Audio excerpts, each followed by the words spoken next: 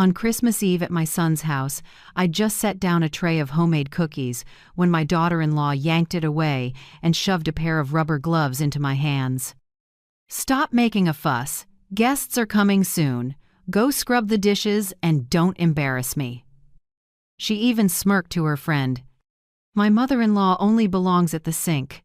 I froze. Humiliation and the years of swallowing my pride to keep this family peaceful slammed into me at once. I realized that in this house I was nothing more than an unpaid maid. When she tossed a trash bag into my hands, I slipped off the gloves and said calmly, "I'm not washing dishes tonight." I turned away, opened my phone, and looked again at the email from a law firm about an unexpected inheritance in my name. She had no idea that in just a few days this dinner table would have a new host and my daughter-in-law would pay for everything I had endured. If you're still listening, tell me where you're watching from. Every comment you leave is another mark in this journey. And if this story has touched you, don't forget to hit like so it can reach even further. My name is Susan Whitmore, 66 years old, widowed for 10 years. I've spent my life in a small Vermont town, in a modest wood house by the pines. I used to be an elementary school teacher, quiet work, enough to raise my only son, David, right. Since my husband died, my joys have been my little garden, an old camera, and part-time teaching at the community center. I used to think I'd fulfilled every duty as a mother. I didn't remarry, never asked for anything. I poured all my love into David, just wanting him to have a happy family. But after David married Melissa, things changed. She's beautiful, educated, smooth-talking, but behind the polite exterior was a cold disdain. In the early years, Melissa seemed pleasant. She called me Mom, sent birthday gifts, invited me over for dinner. Slowly, I realized my place was just babysitter and housekeeper, nothing more. Whenever they were busy, I was asked to watch the kids, cook, do laundry. I once took it as love and responsibility until every thank you vanished and turned into commands. "Mom, could you please wash the dishes?" became, "You have to wash the dishes." "Mom, if you're free," became, "Mom, do this now."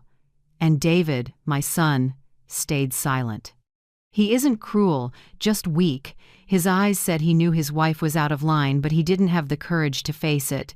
I never blamed him. Men caught between two women often choose silence to keep the peace.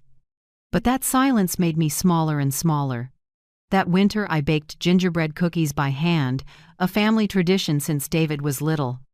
I remember when he was 7, he said, "Mom, your cookies are the best in the world." I smiled, thinking one day he'd tell his wife and kids the same. But when I brought the tray over, Melissa brushed it aside like I'd carried in trash. The moment she shoved those rubber gloves at me, I saw it clearly. Every sacrifice I'd made had been turned meaningless. I wasn't a mother anymore, just a quiet shadow serving someone else's party. I fought back tears, my heart pounding hard enough to hurt. I wanted to shout, to leave, but that old voice in my head rang out, "Don't make a scene, Susan. Your son will be ashamed." I'd heard that voice hundreds of times and always chose silence. But not tonight. When Melissa threw a trash bag into my hands, I felt oddly calm. I took off the gloves, set them on the counter, and said, steady and firm, "I'm not washing dishes tonight." The room went dead quiet. Both Melissa and David froze. No one was used to me saying no. I smiled, turned away, and opened my phone. In my inbox sat the email from Graves & Cole Law Firm that morning. "Dear Mrs. Susan Whitmore, we represent the estate of the late photographer Margaret Hensley. You are named as the sole beneficiary in her will. Please contact us at your earliest convenience." I read that line again, feeling a shaft of light cut through the dark years. Margaret, my college friend from New York, the one who taught me how to see the world through a lens, had passed away 2 weeks ago. I didn't know why she left everything to me. Maybe she remembered the poor friend who once split a loaf of bread in a drafty dorm. With Christmas music swelling from the living room, I sat quietly at the kitchen table, my fingers trembling. I thought about the years of grinding effort, the times I swallowed tears so I wouldn't upset anyone, and the son I'd loved more than myself. One thought rose sharp and clear. It's time to live for me. When I left, snow drifted onto the porch roof. David ran after me, voice shaking. "Mom, don't be mad at Melissa. She just went a little too far." I turned back with a gentle smile. "Son, some things aren't a little. Some words wake you up." I hugged him, not angry, just strangely light. That night, back in my little house, I warmed a pot of tea and reread the email. I opened my laptop and typed a short reply. "Dear Miss Graves, I confirm my identity. Please let me know more details about Margaret Hensley's estate." Minutes later, a response came. "Mrs. Susan, congratulations. Under the valid will, you inherit the entire property in Charleston, South Carolina, along with a trust fund left by the late artist Hensley. We will send full documentation and invite you to our office to complete formalities within 10 days. I sat still, flooded with feelings I couldn't name. Charleston, a place I'd never set foot, was suddenly the key to a new chapter of my life. I looked up and saw my face reflected in the fogged window. The lines, the crow's feet, all telling the story of a woman who gave too much and went unrecognized. I touched the glass lightly and whispered, "Susan, you've done enough. Now it's your turn to live." The next morning I got up early, made coffee, and wrote a few notes to myself. 1. Call Miss Graves back. 2. Book a train to Charleston. 3. Tell David and Melissa nothing. I knew if they found out, they'd try to take it. Melissa never overlooks anything valuable. By noon, Melissa called syrupy sweet. "Mom, you must be mad at me about last night." "But you know, I just want everything perfect, right?" "Oh, and don't cook anything for Christmas, just bring your apron." I answered softly. "All right." She laughed. "Great, I knew you'd get it." When the call ended, I set the phone down, oddly calm. I began folding clothes and sliding old photos of Margaret into a bag. Afternoon light spilled into the room. Pine scent drifted through the window. I looked around the house where I'd cried, laughed, and sacrificed, and knew I wouldn't be here much longer.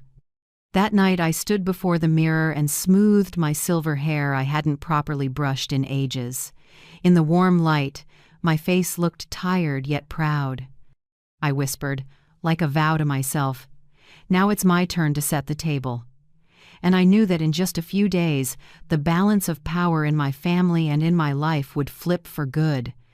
The next morning, as the first sunlight slipped through the thin curtains, I got a call from a South Carolina number.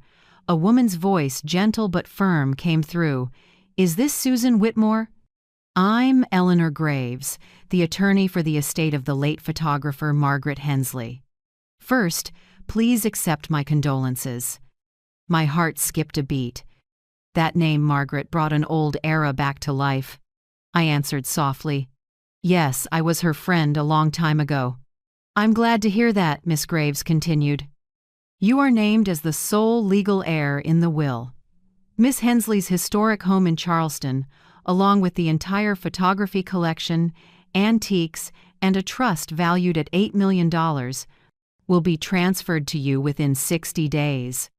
I gripped the phone, fingers cold. I can't believe it.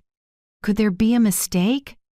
"No, Mrs. Whitmore," she said, warm but unequivocal. "Miss Hensley wrote this. I leave everything to the only friend who saw light in me, even when I could not see it myself." I was silent for a long time. Miss Graves paused, then added, "There's just one condition in the will. Miss Hensley wanted you to return to art. Specifically, she wrote, Susan must hold a camera again, because through the lens she is truly herself." I laughed softly through tears. I hadn't touched a camera in over 40 years, never dared call myself an artist. Since leaving New York, I'd shelved all my passion to be a good mother. Eleanor went on. "I know this is a lot, but Miss Hensley prepared everything carefully. In a private note to you, she said if you ever feel lost, come back to Charleston. There, you will find yourself again." A long quiet stretched out. I heard the clock on the wall, the wind slipping through the doorframe, my heart steady and slow. Finally I whispered, "Thank you, Miss Graves. I'll come to Charleston." After the call, I sat by the window for a long time. Outside, snow blanketed the yard, the porch roof, even the orchid I'd tended all fall. The world was so quiet I could hear my tears fall into my palms. I opened an old drawer and took out a small wooden box. Inside lay a Nikon FM2, rusted with age. I gently wiped the dust, touched the scratched lens, and saw Margaret's grin, the friend who once dragged me through New York streets in 1979 to catch the last light of sunset between glass towers. I remembered what she said that day. "Susan, if you ever lose yourself, I'll remind you who you are." I'd laughed then, thinking she was joking. 40 years later, she'd done it by making me look at my life through my own lens. I opened the attachment Miss Graves had emailed, a copy of Margaret's will. My eyes stopped at the last line, written in her hand, "I leave her the light because she once knew how to find it in the dark." Tears slid slowly down my wrinkled cheeks. I didn't know if I was crying from joy or regret. Maybe both. I stayed up late, writing a short, stubborn list. 1. Sell most belongings. 2. Book a train to Charleston. 3. Tell David and Melissa nothing. Ask. 4. Bring the camera. The next day, the phone rang. Melissa's name lit the screen. Her voice was bright, still that sweet with orders tone. "Mom, about last night I was a bit harsh, but you know how I am. Oh, and this Christmas don't cook anything, just bring your apron, okay? I want everything perfect." I answered softly, "All right." She chuckled, like nothing had happened. I set the phone down and stared at the printed e-ticket. Departure, Vermont. Destination, Charleston, South Carolina. I hadn't traveled alone since my husband died. The thought made me both nervous and excited, but this time, fear didn't own me. In its place was freedom, something I'd lost long ago. That evening, I still went to the Christmas party. Not for them, but because I wanted to close this chapter properly. David's house glowed with lights. Cinnamon and vanilla scented the air. Music drifted from the living room speaker. Melissa floated in wearing a bright red dress, a perfect smile. She leaned close and whispered through her teeth, "Remember, don't do anything to embarrass me." I just nodded. All night I sat at the edge of the table, listening to the chatter. No one asked how I felt. No one noticed I didn't touch the food. When dinner ended, Melissa clapped loudly so everyone could hear. Time for my mother-in-law to show her specialty. No one washes dishes like she does. The table laughed, thinking it was a joke. But I saw the smugness in her eyes. On the counter, a tower of greasy plates. I looked at it for a moment, then calmly untied the apron and folded it neatly. "I'm not coming back here anymore." No one reacted in time. Melissa arched a brow and sneered. "Oh, don't be dramatic. It's just a little sulk." I smiled and said nothing more. I'd spoken with a calm I didn't know I had. I grabbed my coat and stepped out. Snow drifted gently. Street lights laid a soft haze on the sidewalk. I took a deep breath, the cold slicing my skin cold but pure. David called after me, "Mom, get home safe. I'll call you later." I turned, looked at my son confused, but a flicker of understanding in his eyes. I said only, "Stay. Merry Christmas, David." I left without looking back. The next morning I packed. Not much, a small suitcase, a few outfits, an old photo album, the Nikon, and the printed letter from Miss Graves. I locked my little house and left the key in the mailbox like a parting ritual. When the train pulled out, I sat by the window and watched the white blur of snow recede. Vermont's small wooden houses faded into mist. I set a hand on my chest, feeling a steady heartbeat, no more dread, no more hurt, just a strange peace. I didn't know what waited ahead, only that a new chapter had begun. One where I wasn't the long-suffering mother or the forgotten woman in someone's kitchen corner. For the first time in decades, I felt alive, not just existing. Somewhere between the rhythm of the wheels on the tracks, I heard Margaret's voice in my mind. "Remember, Susan, the light is always there. You just forgot how to see it." I smiled, tears light as air. Charleston was waiting, and I finally was ready to step into the life I deserved. The night train from Vermont to Charleston took about 20 hours, but I didn't feel tired. I kept the window seat the whole way, watching the scenery change from snow-white hills to lush green fields, then long, shaded lanes of southern live oaks. Charleston's air was warmer, scented with sea breeze and sweet orange. When I stepped off at the station, I tilted my face up, feeling as if I were walking into a different chapter of my life. A small woman with short silver hair stood waiting with a sign that read, "Mrs. Susan Whitmore." It was Eleanor Graves, who had called me a few days earlier. She smiled and shook my hand with a sincerity that immediately put me at ease. "Welcome to Charleston, Mrs. Whitmore," Eleanor said. "I think you're going to love it here." A navy blue vintage car carried us down a cobblestone road toward the western suburbs of the city. Late-day sun filtered through the live oaks, throwing dappled light like a heartbeat.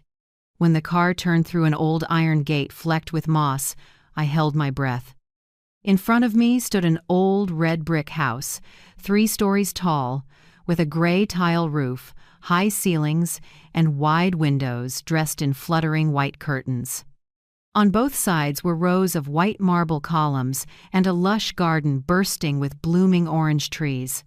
The light fragrance in the breeze overwhelmed me. At the center of the garden was a round pool, its surface still as a giant mirror, reflecting the blue sky and drifting white clouds. Eleanor looked at me, understanding in her eyes. "This is Hensley House, where Miss Margaret lived and worked for the past 30 years. I stepped out of the car, my legs slightly shaky. Every step on the old stone path felt strange, solemn, yet familiar. Right on the front porch, an older gentleman was waiting.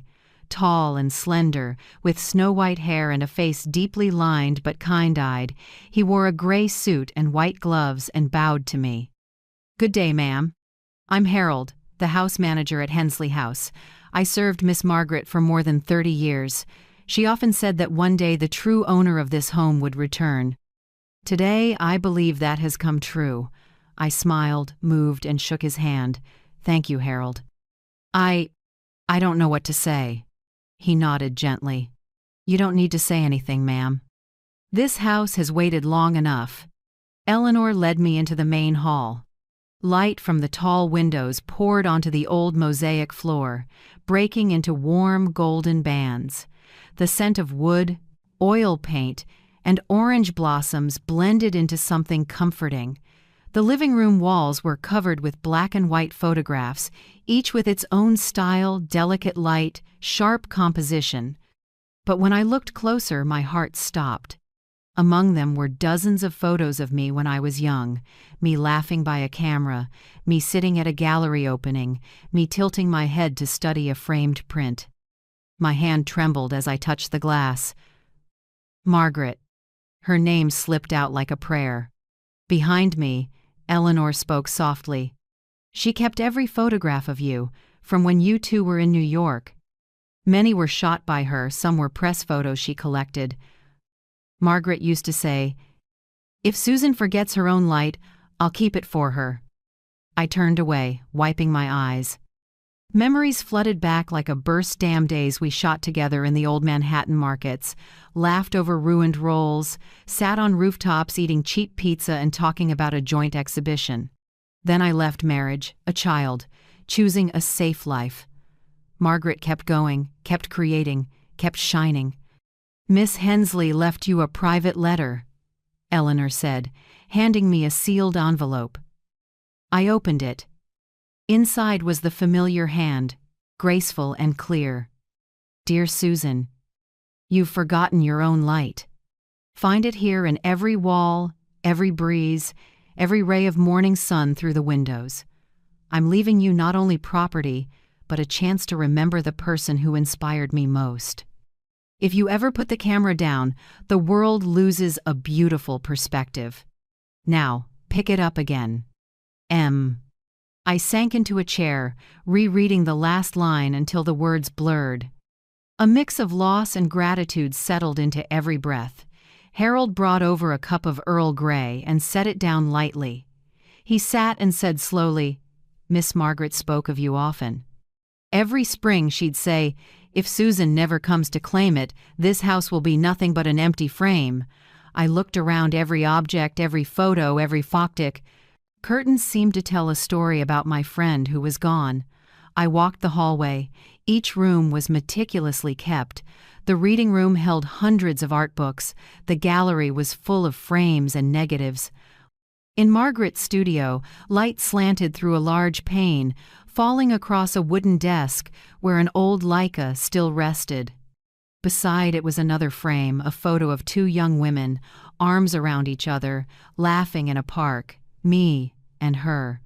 I set my hand on the glass as if I could touch the past. For years I'd buried that woman, the one who knew how to love, to dream, to make beautiful things. Now, in a house filled with Margaret's presence, I felt it clearly. The fire wasn't out. Eleanor handed me a thick folder. "As for the legal process," she said, "you just need to sign here to become the lawful owner. The $8 million trust is transferred to your separate account and can only be used for art-related activities or maintaining the property." I picked up the pen. As the first line of ink slid across the page, my hands shook. Not because of the money, but the meaning. I, who had lived in other people's shadows, was signing for a new life. Eleanor smiled. "Congratulations, Mrs. Whitmore. From today, Hensley House is yours." Harold bowed slightly beside me. "Welcome home, ma'am." I looked out at the orange grove. The sun had turned golden over the pool, throwing shimmering light. Everything felt alive, breathing, inviting me to begin again. That afternoon I strolled the garden. Each step stirred a memory. Margaret's laugh, golden evenings shooting under the orange trees, the prints we once promised to exhibit together. I stopped at a small greenhouse in the corner where an old brass plaque hung, "Studio of Light." Inside were a darkroom table, drying racks, and dozens of unopened film boxes. I touched the doorframe, feeling both chill and warmth. One thought came through, clear. I would reopen the gallery not just to honor Margaret, but to live as myself again. That night, after everyone had turned in, I sat in the wide living room under soft lamps and looked at the photo-covered wall. I took my Nikon FM2 from the suitcase, put in a battery, and heard the first click small, but it woke something deep. I stepped onto the porch, raised the camera, and shot the orange grove in moonlight. The shutter sounded, light but sure. In that moment, I knew I'd found a piece of the woman I'd lost. With the thrill, a thread of worry slipped in. I checked my phone, still silent. No calls from David or Melissa. The quiet felt both soothing and uneasy. I wondered, if they knew I was here, knew I'd inherited a large estate, how would they react? I poured a glass of red wine and sat by the window, watching the moon reflect on the pool. In the stillness, I heard the wind in the orange trees as if Margaret were whispering to me. "Don't be afraid, Susan. The light is yours. Hold it before someone tries to take it." I closed my eyes, breathed deep, and nodded. Yes, I would hold on to that light, whatever came next. 3 weeks after I moved to Charleston, my life found a rhythm. Each morning I walked the orange grove with Harold, listening to sparrows chattering on the eaves and breathing in the salty breeze from the sea. I started shooting again, not for a show, just for the simple joy of catching the sparkle on the water or a gust of wind tossing a passerby's skirt. Then, one morning, the calm broke. Eleanor came into the living room with a neatly folded newspaper. Her voice dropped. "Mrs. Susan, I think you should see this." I took it and stopped at a small headline in the culture section of the Charleston Chronicle. "The mysterious heir of legendary photographer Margaret Hensley has surfaced, retired teacher named Susan Whitmore." I exhaled. I knew it would come out eventually. I just didn't expect it to spread so fast. The article wasn't sensational, just summarized the will, included a few old photos of Margaret and me, and ended with, "It seems Hensley's legacy has found the right hands." I smiled slightly. But at the same time, nearly 1,000 miles away, someone else was reading the same piece with very different eyes. In Vermont, Melissa sat in a bright living room, a steaming cappuccino on the table. She scrolled her phone, planning holiday decor, when she stopped. On the screen, a headline made her squint. "Susan Whitmore, unexpected heir to millionaire photographer." She zoomed in, read the line, and shot upright. "No way!" She reread every word, heart racing. The photo showed me standing in the orange garden in Charleston, sunlight on my silver hair. The caption read, "New owner of the Hensley estate." Melissa went rigid. Just months ago, she'd tossed a trash bag into my hands. Now the woman she'd ordered around was owner of a multi-million-dollar legacy. Without hesitation, she printed the article and marched into David's office. "David, you need to see this." He looked up from his screen, reading glasses on. When he saw my name, he blinked hard. "Mom, inherited whose estate?" "Margaret Hensley, ring a bell?" "Famous photographer, died last month." Melissa spoke fast, voice a little shaky. "She left a mansion, antiques, and a trust of $8 million. And your mother, Susan Whitmore, gets it all." David sat quiet for a long time. He clearly didn't know whether to be happy or worried. "Wow. Mom's really lucky." "Lucky?" Melissa let out a harsh laugh. "Don't you get it? She has money, a lot of money, and we're her legal family. Do you know what that means?" David frowned. "Melissa, what are you saying? Mom finally found a little happiness after all those years." Don't be naive, David," she cut in. "She's alone, with no one around her. I won't let someone else sweet-talk her and take that money. And if you don't care, I will." He started to object, then fell silent. He'd never won an argument with his wife. Melissa stepped closer, voice turning honey-sweet. "We just need to care a little more. Call and check in, bring her home, help her manage the assets. Sound good?" David sighed and lowered his head. "If you think it's best for Mom." "Oh, of course." She smiled, eyes flashing like a razor. That afternoon, I was on the porch sorting new shots when the phone rang. "Melissa." In that instant, I knew why. I answered. Her voice poured through so sweet it made your skin prickle. "Mom. My gosh, I miss you so much. David and I talk about you all the time. Are you okay?" "Where are you? We've been worried." I smiled slightly, keeping my tone even. "Thanks. I'm fine. I'm in Charleston. The weather's lovely here, and the orange trees are in bloom." "Charleston?" "Wonderful. I've always wanted to go. Maybe we'll fly down to visit soon. It's been too long since we've seen you." I knew she was baiting me. "All right," I said. "Come ahead. I'll be waiting." After I hung up, I set the phone down and looked across the pool, glowing with late light. I felt no anger, just one clear sense.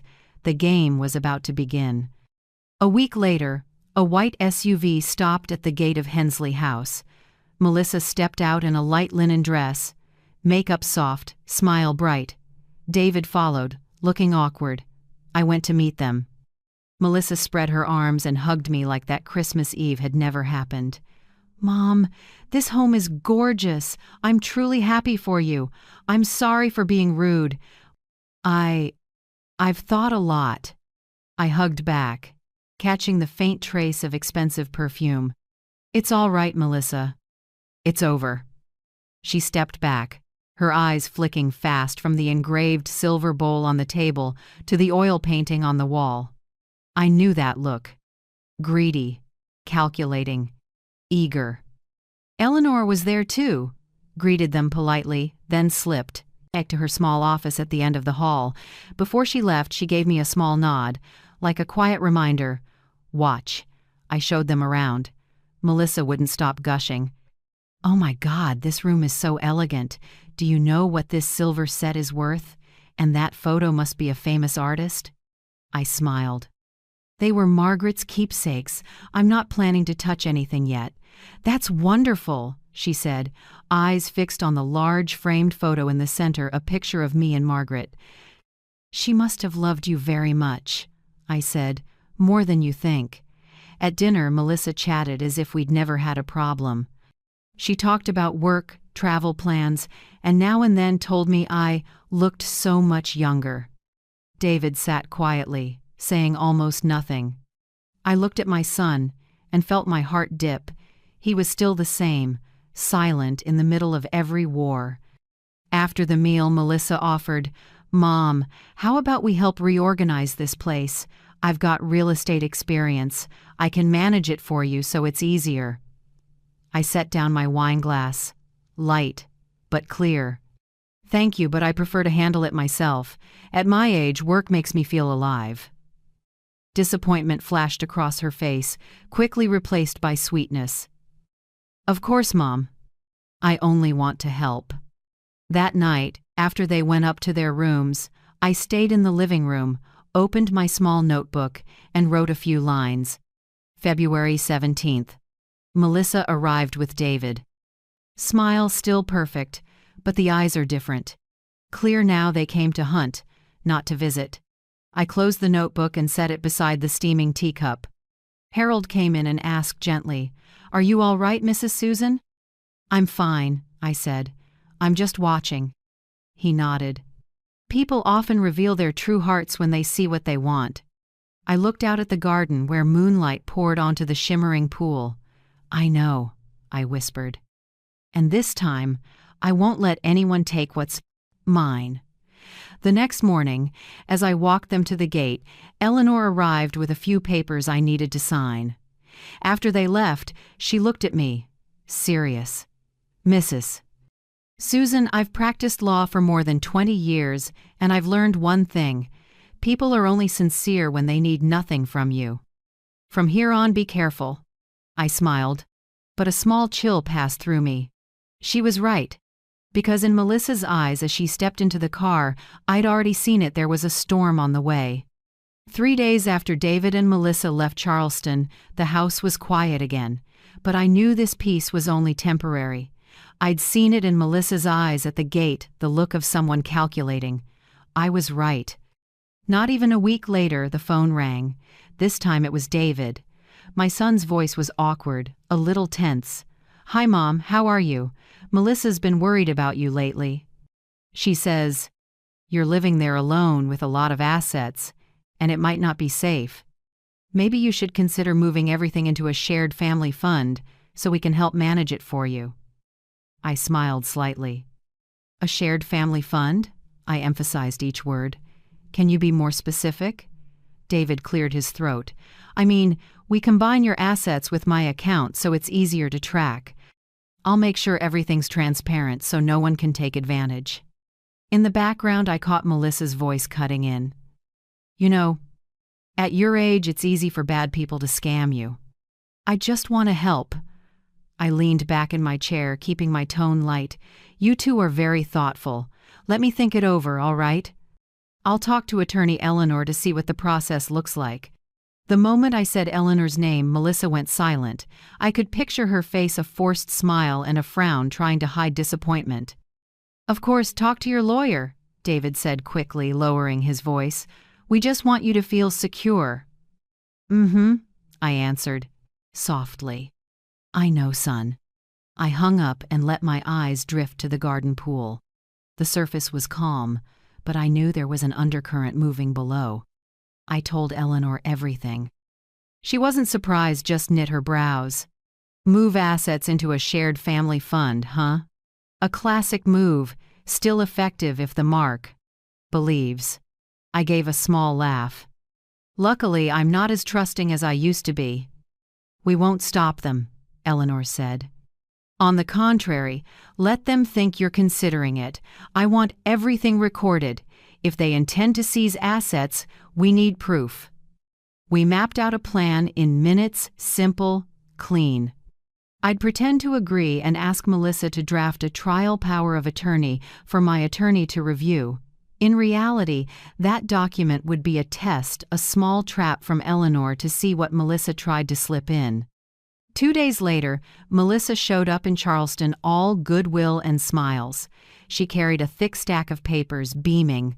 "Mom, I had my accountant friend look this over. It's all very simple. You just sign here so we can help manage your assets, pay bills, little things like that." I took the packet, pretended to read carefully, then looked up. I don't understand some of these terms. How about I have attorney Eleanor stop by today to be safe? I already called her. Melissa's face faltered, but she quickly recovered her smile. Of course, the safer the better. About 10 minutes later, Eleanor walked in dressed simply, wearing glasses, looking more like a distant relative than a lawyer. Melissa didn't know who she was. I introduced her as Margaret's former financial manager. We sat around the living room table. Harold quietly set a small phone on the bookshelf recording on. Eleanor pretended to review the papers, voice even, "This is a full power of attorney, correct? Meaning Mrs. Whitmore would transfer decision-making over assets and accounts, including selling the house, to the second party, Mr. David and Miss Melissa." Melissa flinched a little, but kept her confidence. "Yes, that's right. I just want to make sure Mom isn't taken advantage of. She doesn't need this much property at her age. Peace of mind matters most." Eleanor nodded and jotted a note. "I see. But here there's a clause, allowing co-owners to share profits or asset value in case of liquidation. Who added this?" Melissa waved it off with a light laugh. "Oh, just procedure. I mean, if we sell a few old items, we'll split evenly to avoid hassle."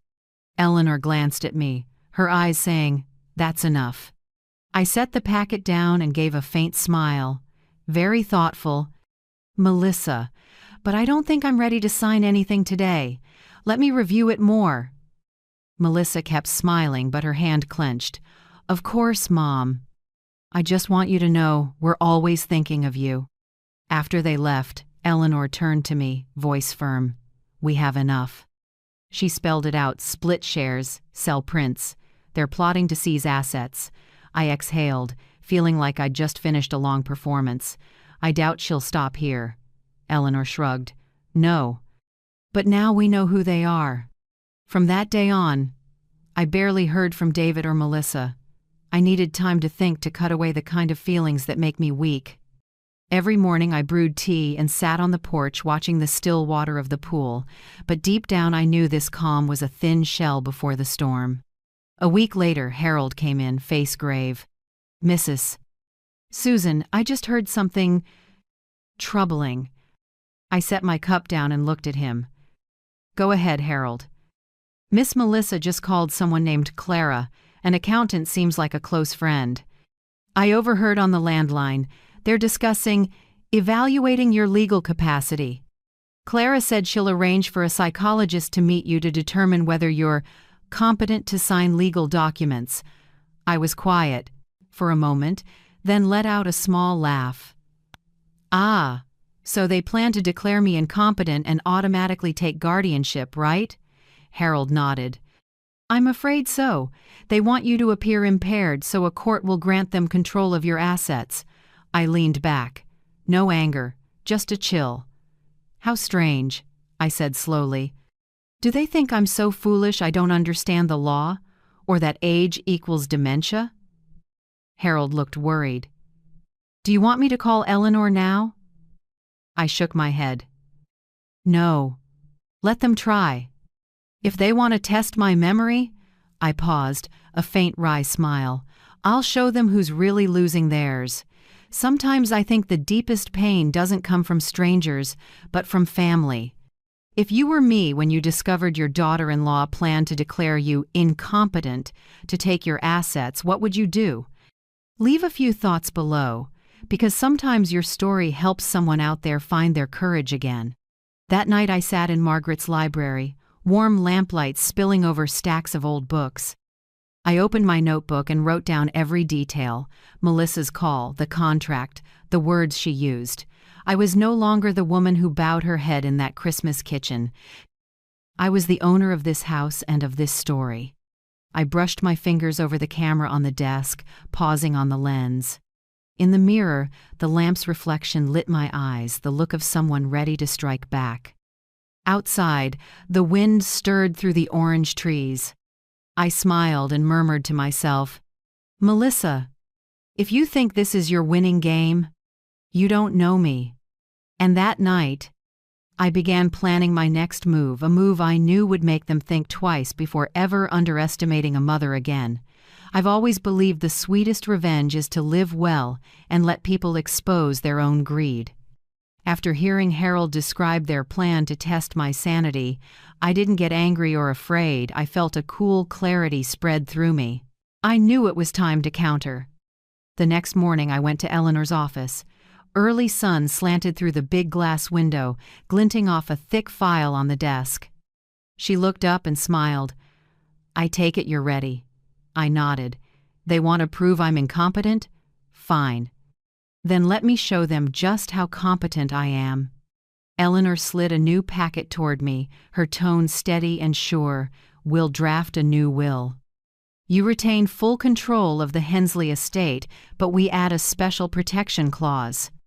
If anyone in the family attempts to prove you lack capacity through court or medical channels, they're disinherited from everything, including indirect portions." I let out a small, ironic, relieved laugh. "Perfect. That way, every time they scheme, they cut themselves off from the prize." Eleanor nodded. "I'll notarize and file it. You just need to sign." I signed with firm strokes, like closing a door on an old life. When I looked up, I said, "Now I want to do something Margaret would absolutely approve of." A few weeks later, the Hensley House Gallery officially opened. I invited a group of local reporters, some art students, and a few old friends from education. No one expected a small, silver-haired former elementary teacher to stand in a beautiful space filled with hundreds of fine art photographs. I didn't just show Margaret's work.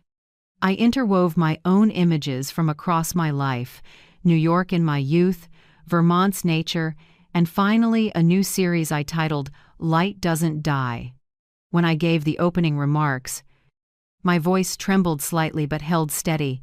I once thought my life had closed up after my husband died, after being belittled by people in my own family.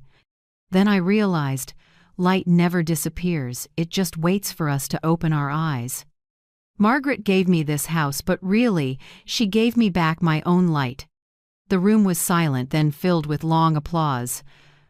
A young reporter came up and asked, "Is this your first return to photography in more than 40 years? I smiled. "No, I'm just seeing myself again after 40 years. Articles about the show ran in papers big and small, with a striking headline, "Susan Whitmore from washing dishes at Christmas to millionaire gallery owner." In Vermont, Melissa read it on her iPad. She slammed it onto the sofa, wine sloshing onto the floor. "Unbelievable!" she yelled. "She's turning herself into a hero." David walked in holding a newspaper. He read quietly, then said softly, "You should be happy for Mom. She's been through a lot." Melissa spun around. "Happy? What about our money, David? I told you we have to protect our share." "Our share?" David frowned. "Since when is my mother's property yours?" The question made Melissa pause, but she quickly softened her voice. "I'm only worried about her. You know how I am." But inside David, a small crack formed. He started to see more clearly his wife's sweet words, the controlling behavior, and the cold look when she talked about my money. Melissa didn't notice. She was focused on regaining the upper hand. She immediately called her own attorney, a man named Mark Ellis, to ask about reviewing the will. But fate loves irony. Mark had worked at the same firm as Eleanor. As soon as Melissa finished saying, "I want to see if there's a way to have her declared not competent," Mark hesitated and spoke slowly. "You're talking about Susan Whitmore in Charleston? I know her. Her attorney is Eleanor Graves. I'll reach out. But honestly, if Graves is on the file, you won't have an easy time." She hung up, shaking with anger. She didn't know Mark called Eleanor right away and relayed the entire conversation. Eleanor simply said, "I know. Thank you. We're waiting for them to show more." Meanwhile, I said nothing to anyone. I began recording every call from Melissa, syrupy sweetness laced with insults whenever. She lost her temper. "Who do you think you are?" she snapped in one call. "Without David, you're nothing. Don't forget you're just a poor school teacher." I saved every audio file, every text, every word. Eleanor helped me assemble them into a dossier, a full score of greed and cruelty set to the villain's own voice. As for David, caught between two currents, he started to waver. One evening he called me, voice low and sad. "Mom, I'm sorry. I don't know what Melissa's said to you, but if she's done anything wrong, I'll take responsibility." I answered gently, "You don't need to apologize for someone else. Just keep your heart intact, and I'll be happy." I heard him choke up on the other end, and for a moment, I saw my little boy again, the one who held my hand on the way to school. That night, I sat in Margaret's studio, looking at a photo of us from 1979. On the desk, the old Nikon FM2 rested beside a cup of tea gone cold. I opened my laptop and chose a black and white shot of my wrinkled hands on a kitchen sink, the frame I took on my last night in Vermont, right before I left. I posted it to the gallery's social page with a short caption, "When you stop washing dishes for other people, you can finally hear your own heart." I didn't expect it to spread the way it did. In just 2 days, it went everywhere: news sites, women's forums, even college feeds. People shared it and started calling me Grandma with Grit. Thousands of comments poured in. "I wish my mom could see this. She proves it's never too late to start over. A woman they belittled is now a symbol, feels like the universe balancing the scales." I read each line not to gloat, but to be grateful. Life, it turns out, has a way of repaying those who endure with strength. Melissa, on the other hand, was nearly losing it. Every time she opened social media, she saw me, the woman she once ordered to wash dishes, now praised as a symbol of resilience. She couldn't stand comments like, "Poor Mrs. Susan, her daughter-in-law must be awful." She slammed the phone onto the table, breathing hard. Her nails dug into her skin until they drew blood. David saw it and said softly, "Melissa, you should stop. Mom didn't do anything wrong." "Shut up," she screamed. "You don't get it. She's playing the saint. I'm not letting her win." David stayed silent and walked away. For the first time in our marriage, he didn't come back. As for me, in Charleston, I just smiled quietly when I read that my gallery had been nominated for Most Inspiring Art Space of the Year. I knew the storm wasn't over, but now I'd learned how to stand firm in the wind. I closed my notebook and wrote the last line for the day. "They think I'm weak, but they forget silence is also a form of strength. And my plan isn't done yet." Light from the window fell across the table and reflected on the photo of Margaret and me. I smiled. The game had flipped, and this time, I was the one writing the script. Charleston moved into early summer, bright sun, and a breeze carrying the scent of oranges from the garden across the porch. Everything looked calm, but I knew that calm was only a shell before another storm. For weeks, Harold had noticed odd signs. A silver SUV parked near the Hensley House gate at night, a shadow appearing and then vanishing. Eleanor also got a tip. Someone tried to submit a property ownership verification in my name, attached to a fake transfer agreement.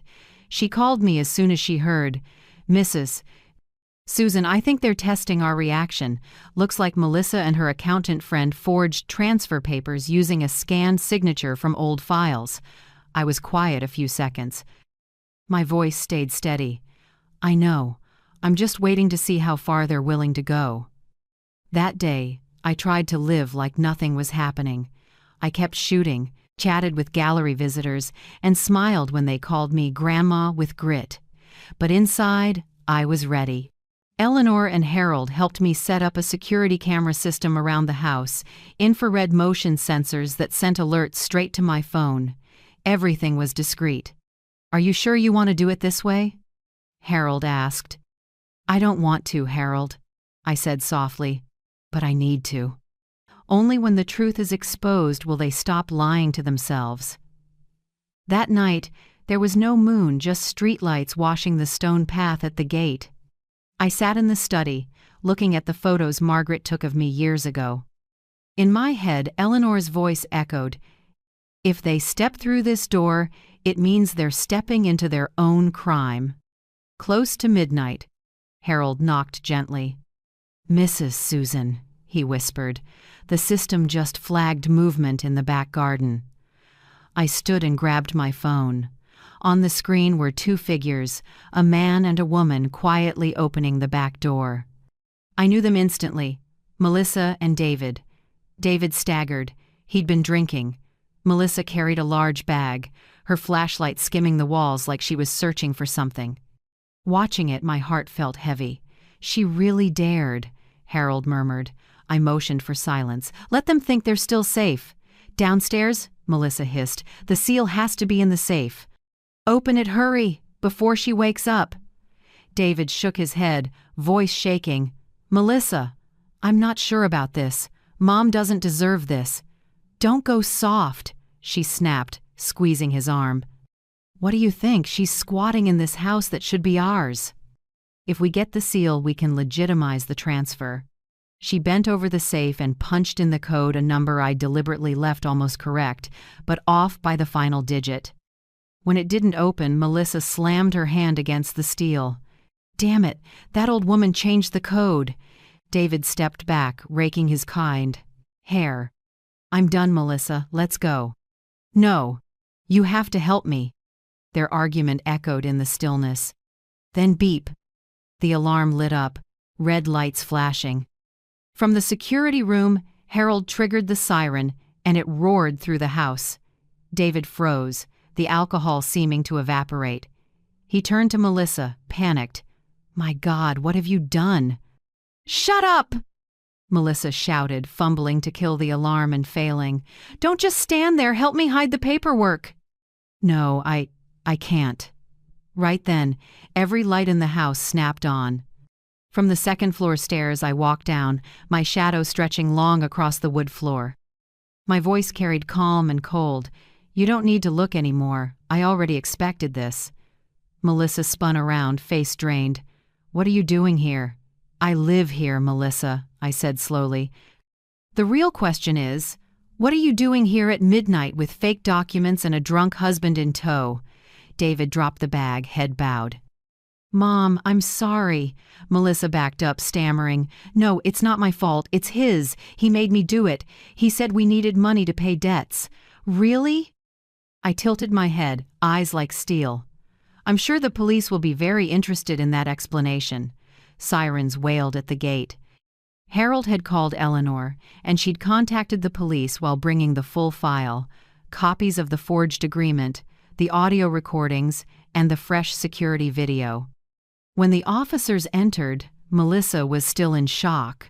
One read her rights for trespassing and attempted asset theft. What? You can't arrest me, she screamed, thrashing as they cuffed her. I'm the legal daughter-in-law. I'm protecting family property. Eleanor stepped through the front door, voice calm as a verdict. Miss Melissa Carter, the evidence documents your actions from forged papers to recorded calls with your accountant, Clara, about using a scanned signature. You have the right to remain silent, and you should use it now. Melissa whipped toward me, eyes blazing with fury. You set me up, you miserable old woman. You ruined everything for me." I just stood there and said nothing. I used to fear that voice, dodge it for years, but now it had no weight. "No, Melissa," I said quietly.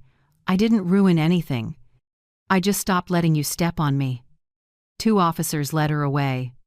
Footsteps echoed on the tile, mixed with shouts fading to nothing.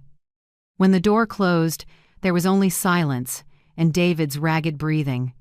He collapsed into a chair, head in his hands. "Mom, I'm sorry. I couldn't stop her. I've been too weak." I walked closer and looked at my son, the man who once filled me with pride, now a tired shadow. I didn't cry. My tears had dried a long time ago. "David," I said, soft but firm, "you haven't lost your mother. But you will lose yourself if you don't wake up right now." He looked up, eyes red. I set my hand on his shoulder, feeling that trembling hand like the little boy who held mine after his first ball game. "Go rest," I said. "Tomorrow is a new day." The next morning the story was everywhere in local news. Asset seizure plot foiled, 66-year-old woman earns the city's respect. Susan Whitmore, owner of Hensley Estate, worked with her attorney and police to expose a forged transfer scheme orchestrated by her own daughter-in-law. Photos of me standing in front of the gallery, silver hair, steady gaze flooded the web. Some called me a symbol of late-life strength. Others wrote, "She showed us aging isn't weakness, it's wisdom sharpened by pain." Eleanor brought the paper and set it on the tea table. "See? Justice may come late, but it still comes." I smiled slightly. "No, Eleanor, what I needed wasn't justice, it was release." Outside, Harold trimmed the orange trees, a light breeze carrying their sweet scent through the fence. I looked up at the bright Charleston sky, feeling an odd, deep peace. At last, this house truly belonged to the light. No more shadows, no more fear, no more contemptuous voices in the kitchen. And I, Susan Whitmore, once forced to wash dishes at my own son's Christmas dinner, now stood in a sunlit home, free, strong, fully myself. A week after that chaotic night, Charleston felt still again. Morning light poured through the windows, filling the room with the scent of the first ripe oranges, the fragrance Margaret used to say was reserved for new beginnings. I sat in the living room. A bold headline spread across the front page, "66-year-old woman thwarts asset grab, America can't stop crying." The story went deeper than I expected. They told my life, how I'd been belittled, ordered to wash dishes at my own son's Christmas dinner, and the night I walked down the stairs and calmly faced the schemers. The article ended with a line I'll never forget. "Some people win with force, some with intellect. Susan Whitmore won with dignity." Eleanor brought me a cup of tea and smiled. "You're officially an icon now." I gave a small laugh and shook my head. "I just want a quiet life. But if my story helps someone stand up, then it's worth it." Melissa was held while they investigated. 2 days later, the charges were public: felony document forgery and criminal trespass. Her lawyer tried to negotiate, but the evidence was too clear. When the preliminary hearing ended, I didn't feel triumphant. I felt sad for a smart woman who had every chance to live decently but chose cruelty instead. That evening, David came to my house. He stood at the gate a long time, as if he couldn't make himself come in. Harold opened it and called me out. David looked thinner, dark circles under his eyes, wrinkled shirt. He didn't speak, just lowered his head. I went first. "Have you eaten? Come inside." We sat in the kitchen, warm light pooling across the old wooden table. David was silent for a long time, then finally spoke, voice rough with shame. "Mom, I'm sorry. I don't know where to start. I let her control me for years, let her call you a burden, and I believed it. I didn't speak up, didn't protect you, just stayed quiet, like a coward. I looked at my son, the man I once believed was strong, now trembling like a lost child. I took his hand and said gently, 'David, I don't need you to protect me.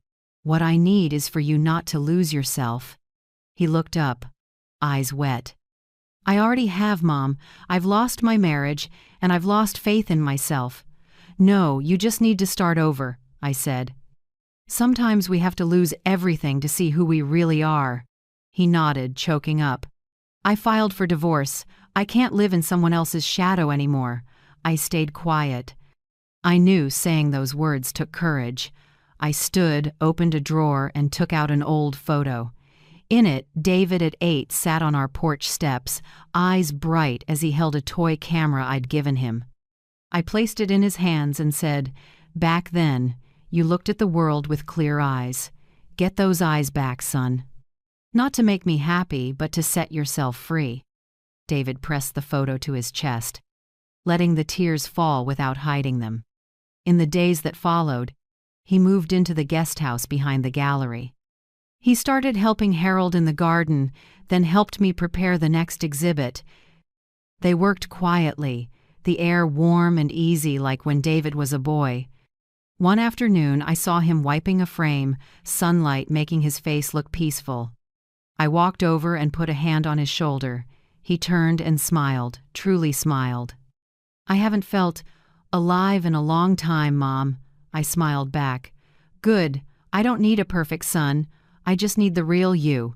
News of the case spread further. The press kept writing, this time calling me the Christmas matriarch. Who fought back? They framed it not just as a legal story, but as a symbol for older women standing up when they're dismissed. One morning, I received an old-fashioned envelope from Maine. Inside was handwriting I recognized at once. Miss Adams, my homeroom teacher from high school. The letter read, "Dear Susan, I read about you in the paper and cried. You were the girl who stood before the class and said, 'Women should have their own voice.' More than 40 years later, you still do stronger than ever. Thank you for helping older women like me believe we still have strength, and we can still begin again at any age." I folded the letter and tucked it in my journal. Outside, a breeze nudged the window, carrying the orange blossom scent through the room. That evening, I wrote the final line in the journal that had followed me through this journey. It isn't a miracle, it's just the first time I chose myself. And when we choose ourselves, life starts to change. Time passed, and life settled. But inside me, something kept pushing. I didn't want my story to end as just an article. I told David and Eleanor, I want to start a free photography class for older women, a place where they hold a camera and tell their life stories with images, with light, not with tears. David looked at me and smiled. "That's a wonderful idea, Mom." So every Saturday, the Hensley House Gallery filled with laughter. Silver-haired women, former nurses, teachers, widows, and homemakers now held cameras, hands trembling but eager as they took the first photos of their lives. I showed them how to notice light, how to frame hands and eyes, or simply the sun on a teacup. Each time they smiled because they caught a beautiful moment, my heart warmed. "You don't have to be great," I often said. "Just shoot to remember you're still living, still looking, still seeing." One day after class, a woman named Linda hugged me, her voice shaking. "I used to think I was useless, but today, looking through the lens, I realized I still have something to love." I squeezed her hand and whispered, "No one has to wash dishes in someone else's life anymore, Linda. From now on, we only need to wash our own hearts clean." That afternoon, when everyone had left, I stood alone in the gallery. Late light poured through the windows and bounced off the photo of Margaret and me. I smiled. At the table, David was framing a new print one I'd shot of today's class. He held it up and asked, "Where do you want this one?" I looked around and pointed to the blank wall facing the entry. "Right there," I said. "So when anyone walks in, they'll know this place doesn't just display photos, it displays the freedom of people once seen as weak." Golden evening light washed over the glass, glinting like a small flame. I whispered, "Not for anyone else, just for me. I've washed dishes my whole life. That's enough." I choose the camera and my own life. Outside, distant waves rolled in, mixing with the laughter of the women leaving at the gate. In that moment, I knew my journey had closed in full. Not with tears, but with light. A year after everything, Charleston felt gentler, warmer. The orange trees in the back garden were in full bloom, their scent drifting across the porch. Every morning, when sunlight touched the new sign out front, my heart still fluttered. On that sign were the words I chose, etched in bright metal. The light returns. It wasn't just the name of the charity I built from gallery profits, it was a reminder for me and for every woman whose light had been dimmed. After the first successful exhibit, many came not just to see photos but to find themselves. Women in their 50s, 60s, even 70s, those pushed aside by their children, sneered at by daughters-in-law or sons-in-law, women who spent a lifetime serving others and were never asked, "Are you happy?" I remember a fall morning when a gray-haired woman named Janet stepped into the gallery. She gripped my hands and choked up, "I read about you in the paper. My son threw me out too." They said I was useless, that all I could do was cook and clean. But when I saw your photo last light in the orange garden, I cried. "I want to learn to hold a camera like you did." I hugged Janet, feeling something break open in my chest, not pain, but deep kinship. In her eyes, I saw my former self, a woman who'd lost her voice and was trying to find it again in silence. From then on, my class became more than photography, it became healing. I listened as they shared. A woman whose daughter-in-law forbade her from visiting her grandchild. A widow whose son forced her to sell her house for easier care. Someone who left her job because her husband said older women shouldn't be working. They spoke, I listened and put a camera in their hands. "Shoot," I said. "It doesn't need to be pretty, just honest. Each photo proves you're still here." And the images came imperfect, but brimming with life. Sunlight on a window, wrinkled hands, a steaming cup of tea. I gathered them and hung them on a dedicated wall in the gallery, calling the collection Women Who Still Stand. As the Light Returns Fund became known, community groups reached out to partner. I used all proceeds from sales and shows to support older women facing emotional abuse at home, legal help, temporary housing, and skills workshops so they could stand on their own. Every time I watched a woman leave the office with brighter eyes, I silently thanked Margaret. Without what she left me, I might still be a shadow in an old kitchen. One day, Eleanor brought an invitation from the University of South Carolina. She smiled. "They want you to speak at a conference called Aging is Not Weakness. Do you want to accept?" I hesitated. "I've never spoken to a crowd that big." "But you've spoken to life," Eleanor said. "Just tell what you lived." On the day of the conference, the hall was packed. I stepped onto the stage to gentle applause and looked to the front row. Among strangers, I saw David's quiet face, eyes shining with pride. I drew a breath and began, "I used to think old meant done. That once our kids were grown, we should step back, be quiet, and be reasonable." Until one Christmas night, I was invited to the kitchen to wash dishes like hired help.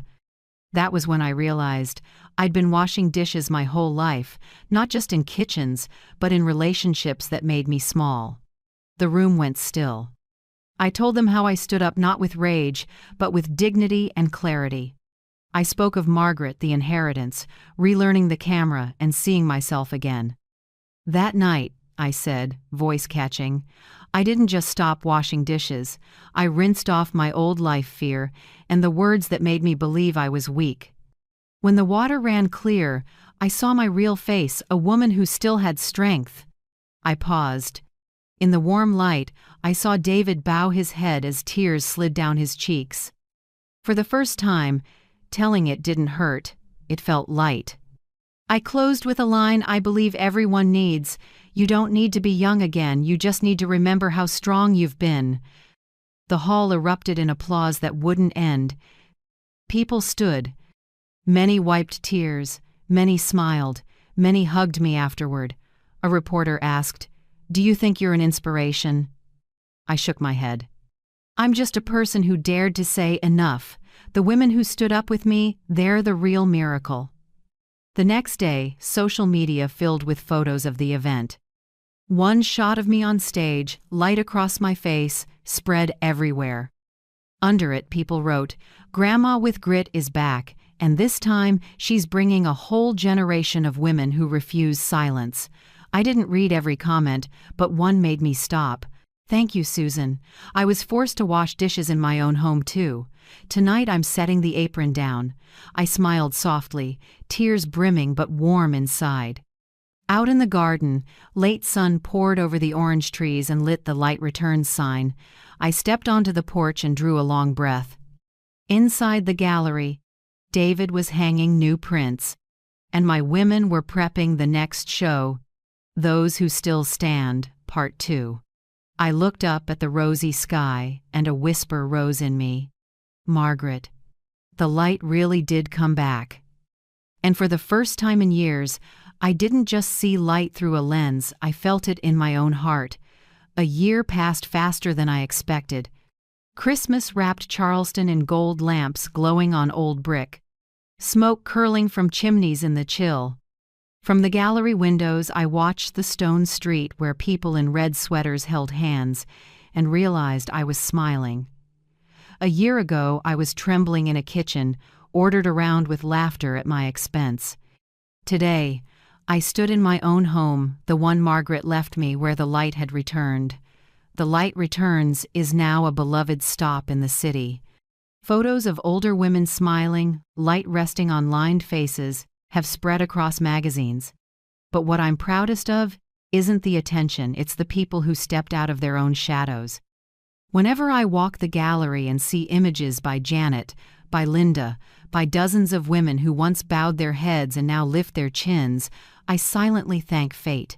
We didn't let anyone define us by age or contempt. David lives in Charleston now, near the gallery. He finalized his divorce and began a new life. He teaches photography to kids at the community center and sometimes helps me plan exhibits. I'll never forget the morning he came in holding an old wooden box. "I've got something for you," he said, setting it down. Inside was the beat-up Polaroid I'd given him when he was 10, cleaned up and still working. "I want the kids to use it," he said, "so they know a good image isn't in the camera, it's in the heart behind it." I looked at my son, his eyes clear like before. For the first time in years, I felt peace between us, not the peace of silence, but of understanding and forgiveness. "You've found yourself again," I said. He smiled. "Thanks to you. You taught me standing tall isn't hardness, it's refusing to bow to fear." And Melissa, the news said she got 2 years of home confinement. I heard she left the state and now lives quietly somewhere rural with her parents. I felt neither joy nor anger. Sometimes the harshest thing isn't revenge, it's letting someone face themselves. Eleanor once asked if I wanted to see Melissa again. I shook my head. No need. She's the closed chapter of an old book. I don't plan to reread it. This Christmas, I decided to host a small party at the gallery, not flashy or loud, just simple and sincere. I invited the women from class, a few of Margaret's old friends, and of course, David. At 7 p.m., the gallery's warm lights glowed against brick and silver frames. The air filled with mulled wine and ginger cookies. People were simply dressed, but their faces shone. I stood in the room and watched the women who once cried on my shoulder now laugh by the hearth. Janet sliced cake, Linda poured wine, and Ruth, the one whose daughter once forbade her to leave the house, was teasing the kids. No one wore an apron. No one washed dishes. Laughter mixed with carols, so warm I almost cried. David stepped over with a large frame wrapped in red paper. "Mom, I have a gift," he said. The room fell quiet as he peeled back the paper. Inside was a photo of me smiling, taken during a spring class, a real smile, unforced, unhidden. Under it, in his handwriting, "This is my mother, the one who taught me to stand tall." I had no words. I touched the glass, as if touching my whole life. Applause rose, and Janet handed me a glass of red. I smiled and lifted it. Thank you, everyone. This year, I only want to say one thing. All eyes turned to me. I grinned, soft but clear. This year, I'm not doing the dishes. The room burst into laughter, glasses clinked, and silent night floated through the air. I looked around, faces once worn by sorrow now bright under the lights. David leaned in and whispered, "Mom, if anyone asks what a miracle is, I'll say it's when a woman dares to say enough and starts living again." I smiled. "Then we've got a whole room full of miracles, son." When the party ended and everyone left, I stayed alone in the gallery. The fire still burned, reflecting in the mirror on my silver hair. I poured a little wine and walked slowly along the walls, photos telling the year's story. Each one was a reminder. Light always returns when we open the door. I stopped at the photo Margaret took of me at 25. The light there blazed, but I realized the light now was brighter because it no longer came from outside. It shone from within. I spoke softly, as if Margaret could still hear. "See? I found the light again." Snow began to fall. I stepped to the door and gently pulled the gallery closed. Wind rushed through the leafless orange trees, carrying damp earth and winter chill. Under the lamps, snowflakes glittered like 1,000 tiny lights, like destiny's Christmas blessing. I looked up and smiled. A calm voice inside said, "I spent too many years pleasing others. Now, I just want to live true to myself." And in the falling snow, I felt free, like a small light, warm enough to soften the whole winter. After all was quiet, I realized there was one thing left to tell my story in my own way, not through articles or interviews, but in plain, honest words like the life I lived. I spent that spring writing in the gallery's bright room. Early mornings, I brewed orange honey tea, opened the windows to the breeze, and typed memory by memory. Each sentence loosened old hurt. Each page moved me closer to peace. I titled the memoir, "Not Anyone's Mom, But Me." People smiled when they heard it, but I knew why. For years I tried to be a good mother, the perfect mother, the enduring mother, until I forgot I was also me, a person with feelings, limits, and my own dreams. It wasn't long, just over 200 pages, but every one held a piece of my heart. I wrote about that Christmas night I was ordered to wash dishes, the call from Eleanor, the house in Charleston, the night of light, and the final counterstrike. Above all, I wrote about the awakening of a woman who seemed old, yet learned how to live for the first time. I never expected the little memoir to be embraced like it was. Papers quoted it, calling it a declaration of dignity for older women. Readers sent letters saying they cried, that they saw themselves in the pages, that they, too. I wanted to stop doing the dishes in someone else's life. A local TV station invited me to share. I sat in the studio, lights on my silver hair, but I didn't feel shy anymore. The host asked me, "If you could send a message to women who've been looked down on, what would you say?" I smiled and looked straight into the lens. If you've ever been looked down on, remember this: you still have a choice. You can choose silence, or you can choose to speak. You can choose to endure, or you can choose to stand up. And when you choose yourself, even just once, your life will change course. That broadcast was shared thousands of times. Someone messaged me that their mother pulled out her sewing machine after years of being forbidden. Someone else said their grandmother started taking art classes again.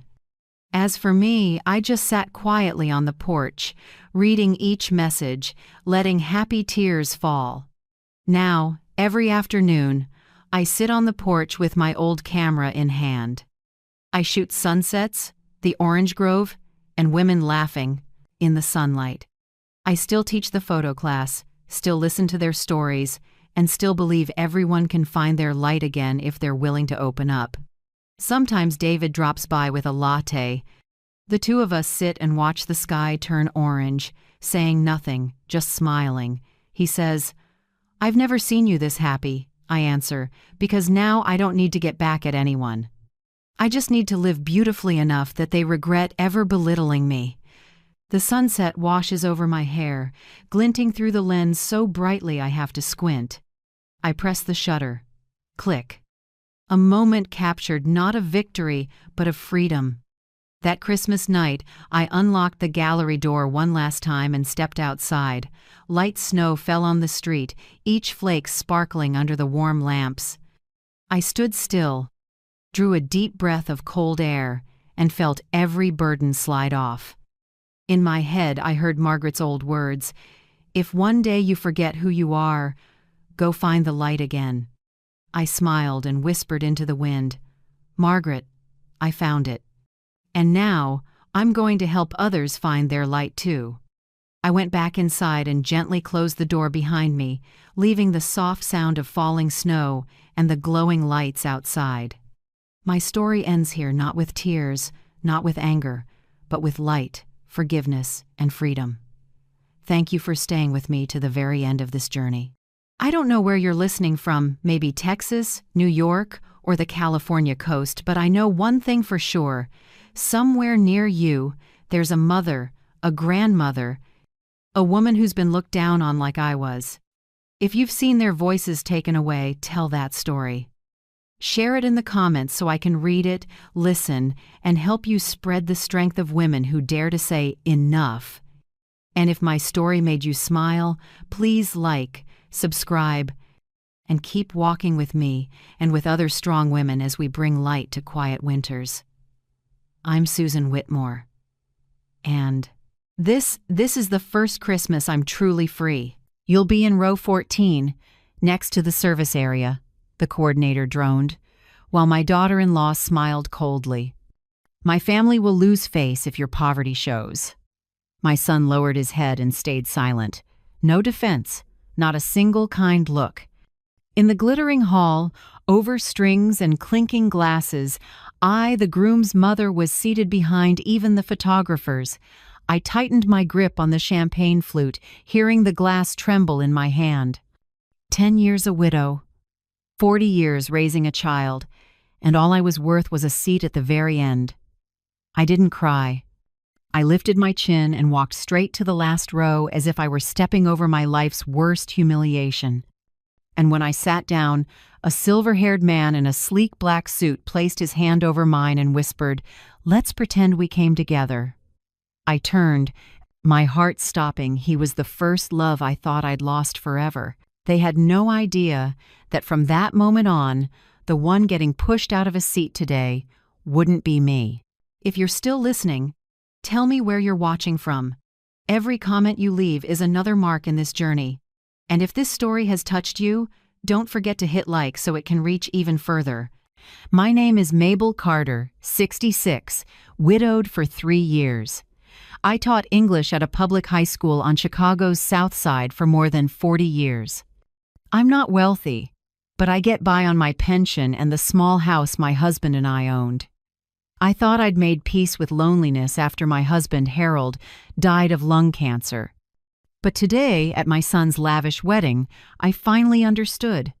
Real loneliness is when people are alive and still deny you basic respect. The ceremony was at the Devon estate, a sprawling property owned by Camille's family, the very people who never accepted me from day one. Everything felt so showy it was almost numb. Tables draped in crisp white, Moet and Chandon flowing like a stream, guests in designer labels, and white roses stretching out like Versailles. In my clean but worn navy dress, I felt like an ink stain on a luxury canvas. When staff pointed me to my seat, I almost couldn't believe it. Row 14, directly behind the service area after the photographers and the flower handlers. Up front, Camille's mother, Patricia Devon, sat among a row of society women in gleaming pearls. They looked at me and murmured. I clearly heard one say to the woman beside her, "Is that the groom's mother? I heard she taught at a public school, must have been rough." Another gave a small laugh, her voice dripping with disdain. "I heard she had to pick up extra shifts at the library just to make ends meet." I said nothing. I sat on the cold chair, back straight, hands on my lap, willing myself not to shake. Up at the front, Bryce looked different, tailored suit, perfect smile, standing with the ease of someone who'd forgotten what it meant to be poor. I remembered the little boy who came home with muddy sleeves, handed me a bunch of dandelions, and said, "Mom, these are for you because you're the prettiest in the world."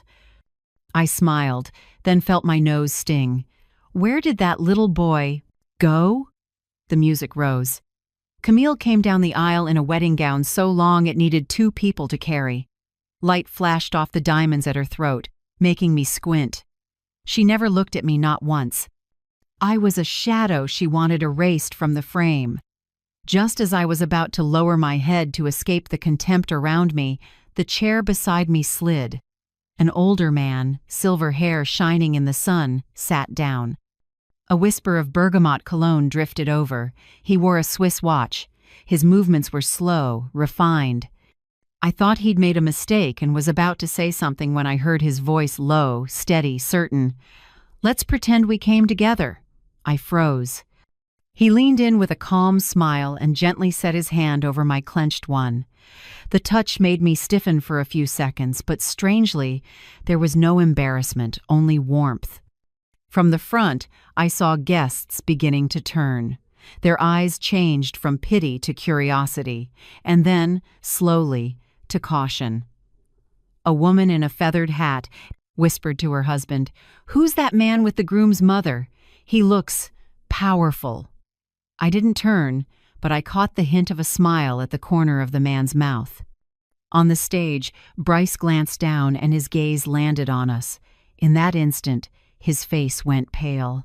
I saw his lips move like he wanted to ask something but didn't dare. Camille followed his stare. When she saw me smiling, speaking with the mysterious man, her face went rigid.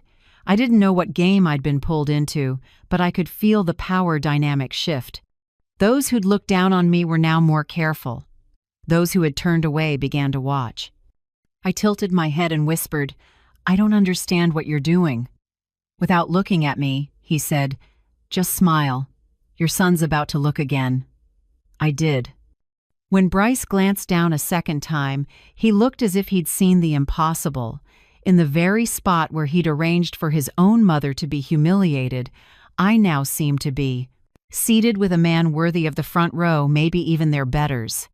"Perfect," he murmured, squeezing my hand a bit. "Now they don't know where to place you in their picture anymore." I looked at him, a mix of surprise and gratitude in my chest. "Who are you?" I asked softly, just for him to hear. He tilted his head, deep blue eyes holding an answer I'd waited for my whole life. "Someone you should have crossed paths with again a long time ago." I didn't have time to grasp it all. The minister kept speaking, violins kept playing, and all eyes stayed on the couple. But I knew, with a few light touches and a smile, the entire order of this event had cracked. Half skeptical, half curious looks stayed on us through the ceremony. I caught fragments of whispers. "Is he someone in finance?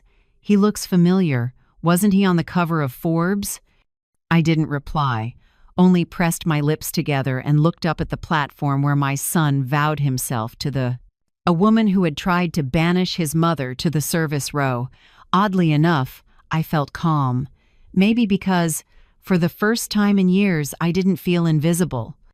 A breeze from the garden brushed my hair, as if whispering, "It's time, Mabel." I didn't know why the words rang in my head, but my heart did. This wasn't Bryce's wedding day anymore. It was the day I came back to myself. I didn't know who the man beside me truly was or why he chose to help. But from the way he held my hand and redirected the room's gaze, I sensed something was about to change for good. When the applause started, I stood up on instinct. He leaned toward my ear and said, "Let them wonder." I looked around. The people who'd pitied me now watched like I was a riddle. Up front, Camille's mother frowned. Bryce glanced down, eyes frantic. Camille gripped his hand tighter, afraid, unsettled, and lost. And me? I simply smiled. For the first time in years, I felt light. Deep down, I knew no one had the power to make me sit in the last row anymore. As the wedding music faded and the clapping thinned, the man at my side tipped his head and spoke softly, just for me. "We finally meet again, Mabel." I lifted my face to ask who he was, and the slant of afternoon light across his silver hair revealed deep blue eyes, the exact blue I'd memorized half a century ago. I froze. The sound around us, music, chatter, fell away until only his face remained. "Sebastian?" My voice caught in my chest. He smiled and nodded slowly. "Call me Seb, the way you used to." I could hardly breathe. That name, I hadn't spoken it in 50 years. I thought I'd forgotten, but memories don't die, they only sleep. We stayed quiet for a few minutes as the clapping dwindled and the crowd drifted off. I noticed his hand still holding mine warm, steady, as if no years had passed at all. "You've changed a lot, but your eyes haven't," Seb said gently, his voice deeper and a touch rough with age. "When the minister read the vows, you still bit your lip." I saw. I laughed through a tight throat, embarrassed and moved. "You remember things like that?" "I don't forget anything about you, Mabel. Especially the things that once made life feel meaningful." I looked away, hiding the tear that had slipped free. As people began to scatter, Seb said, "Walk with me? I've got a lot to tell you." I nodded. We left the reception and wandered into the garden behind the mansion, where rows of lavender perfumed the evening breeze. Voices and laughter faded, leaving only the soft crunch of our shoes on gravel. "I looked for you for years," Seb began, eyes straight ahead. "That year I went to London for a business program. I thought I'd be gone a few months. I wrote you dozens of letters, sometimes one every week, sent to your old home address." I stopped. A breeze shivered across my shoulders. "I never got a single one." Seb turned, his eyes filling with shock and a deep sadness. "Not one? No calls, no messages?" I shook my head. "Not a word. I thought you'd forgotten me or found someone else. My mother told me you were the kind of man who only cared about money." Seb closed his eyes, exhaling hard. "Margaret," I suspected. "When I came back, I called and was told you'd moved with no forwarding address. I went to the house, but they said it had been sold." I was quiet, his words falling like rain on a field of parched memories. Loose pieces slid into place, years of waiting for letters that never came, my mother's refrain, "Marry someone stable. Don't be foolish for love," I whispered, almost confessing. She hid everything. She even erased the messages on the landline. I was naive and believed you'd moved on. Then I met Harold, kind, steady, safe, and convinced myself it was for the best. Seb stepped closer, eyes glassy. "I came back to Chicago twice after that. Once in 1978, then in 1980. The first time, I hired someone to find you, but you were married. The second time, I saw your wedding photo in the paper and knew I was too late." I gave a small, aching smile. 50 years late, Seb. Maybe fate kept a sliver of mercy for us." He nodded, voice rough. "I never married. There were a few women, but I couldn't keep going when I kept comparing them to you. For years, I read about you, your teaching awards, the students you helped. You were always the person I believed would change the world, quietly but for real." I turned away, not wanting him to see my red eyes. "Thank you, but I was just a regular teacher. My life was calm, safe. Only sometimes, in the middle of the night, I wondered, if your letters had reached me, would I be sitting here with you now?" Seb touched my arm lightly. "Don't blame yourself, Mabel. We did what we thought was right. I only regret we let someone else decide for us." The words lodged in my throat. I thought of my mother, strict, controlling, obsessed with the safest path. I loved her, and I resented her. Because of her, my life turned a different way. We stopped by a small garden pond, its surface catching the late sun. Seb sat on a stone bench and motioned for me to join him. He pulled a small object from his pocket, an old photo with yellowed edges.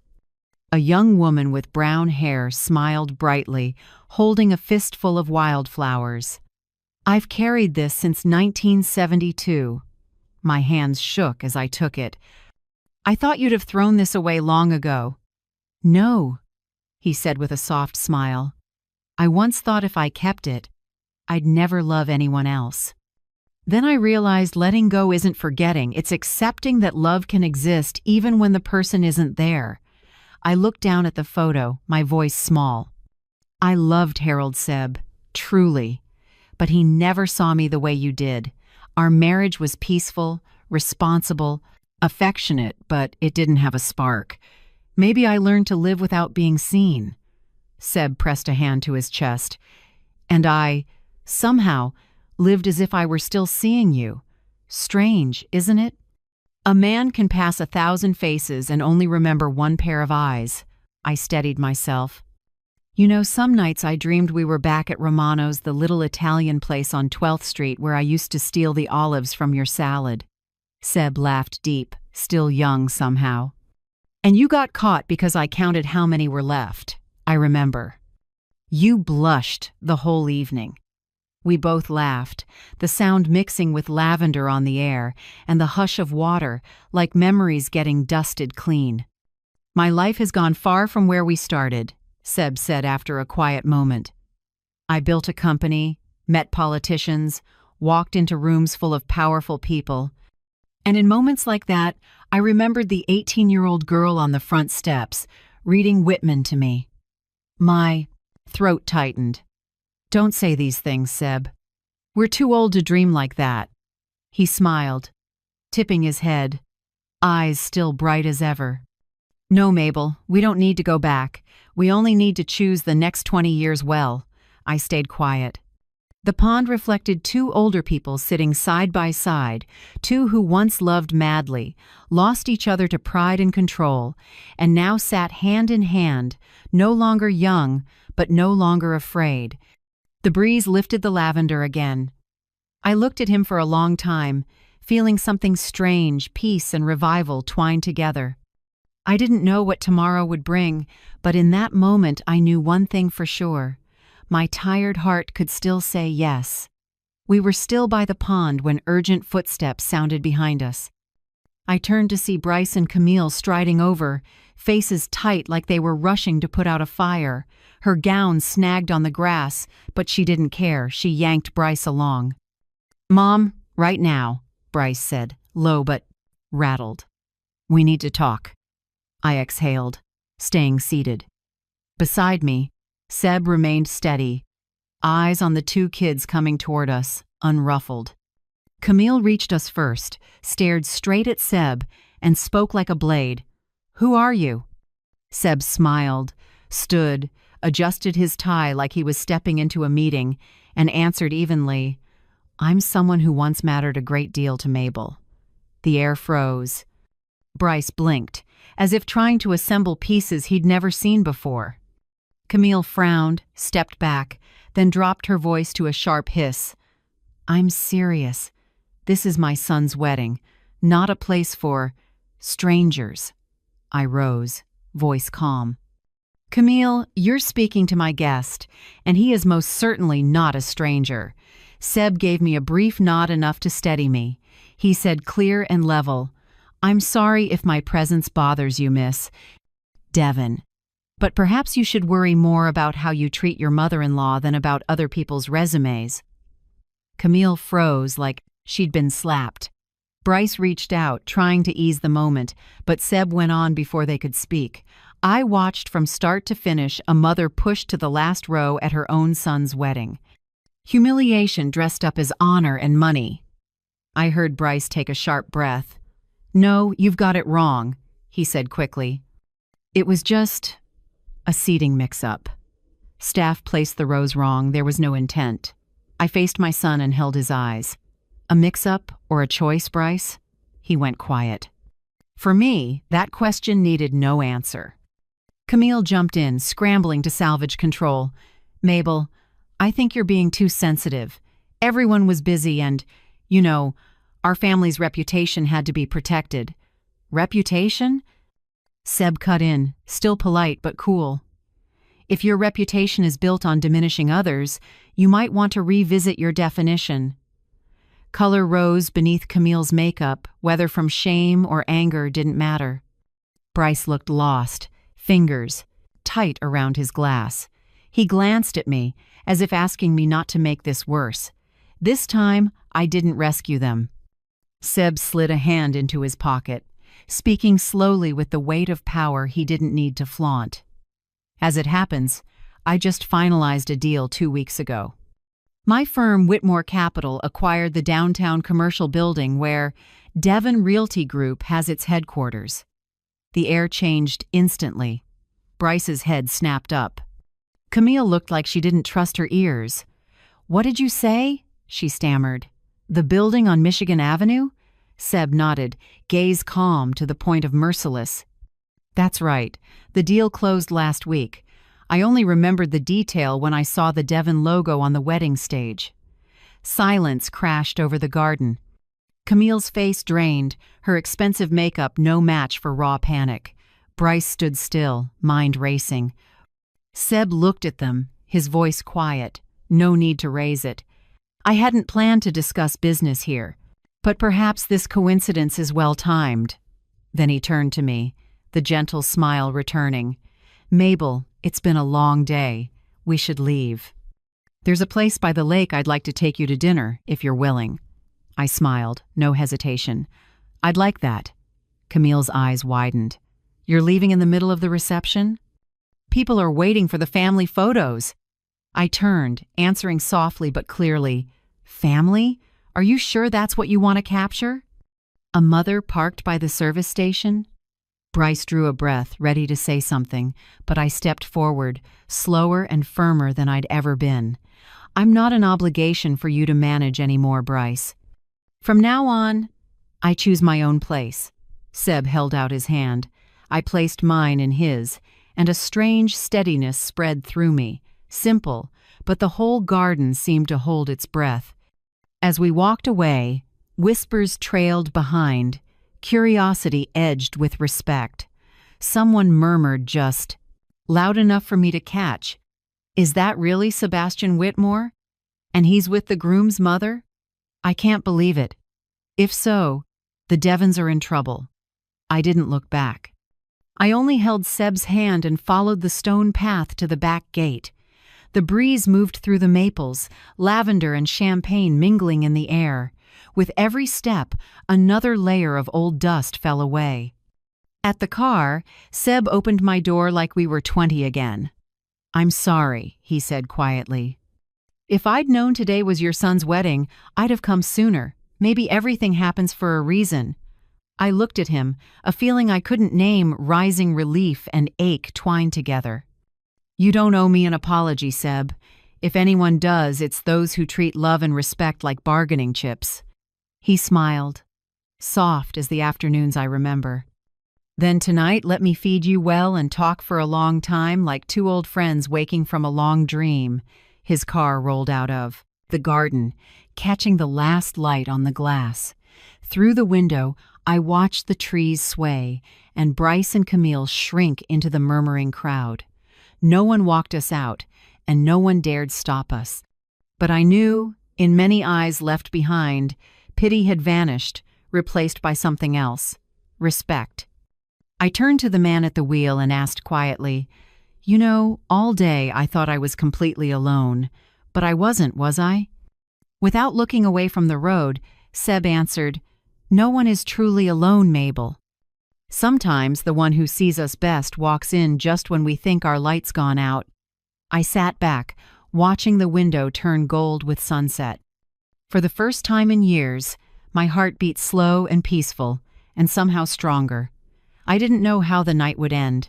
I only knew this. The woman in row 14 didn't sit there anymore. Lakeview Terrace sat right on Lake Michigan, walls of glass catching the last spill of daylight. Evening light washed the silk curtains gold. Soft, Jazz drifted in a mellow saxophone threading through the quiet clink of silverware and the low laughter of a few couples nearby. Seb chose a small corner table facing the water, where white sails in the distance looked like fragments of memory floating by. He pulled out my chair, still precise and thoughtful, as if 50 years had never been cut away. "You still like sitting by the window," he said gently. "Remember the first time at Romano's? You chose the table by the glass so the light would hit the food just right." I laughed, fingers brushing the water glass. "You remember that?" "Everything connected to you," he said, eyes warm and deep. The server arrived. Seb didn't need a menu. Lasagna with beef, a caprese salad, no onions, and a small pour of Italian red, not chilled. I stared at him, astonished. "That's exactly what I ordered 50 years ago." He only smiled and nodded for the server to go. We let a gentle silence settle. I watched the ripples on the lake mirror the first city lights. It was so peaceful I didn't know where to begin. In the end, Seb spoke first. He wanted to know how I'd been living all these years. He'd read in the papers that my students loved me, but he wanted to hear it from me. I smiled, slowly. I taught English for 42 years.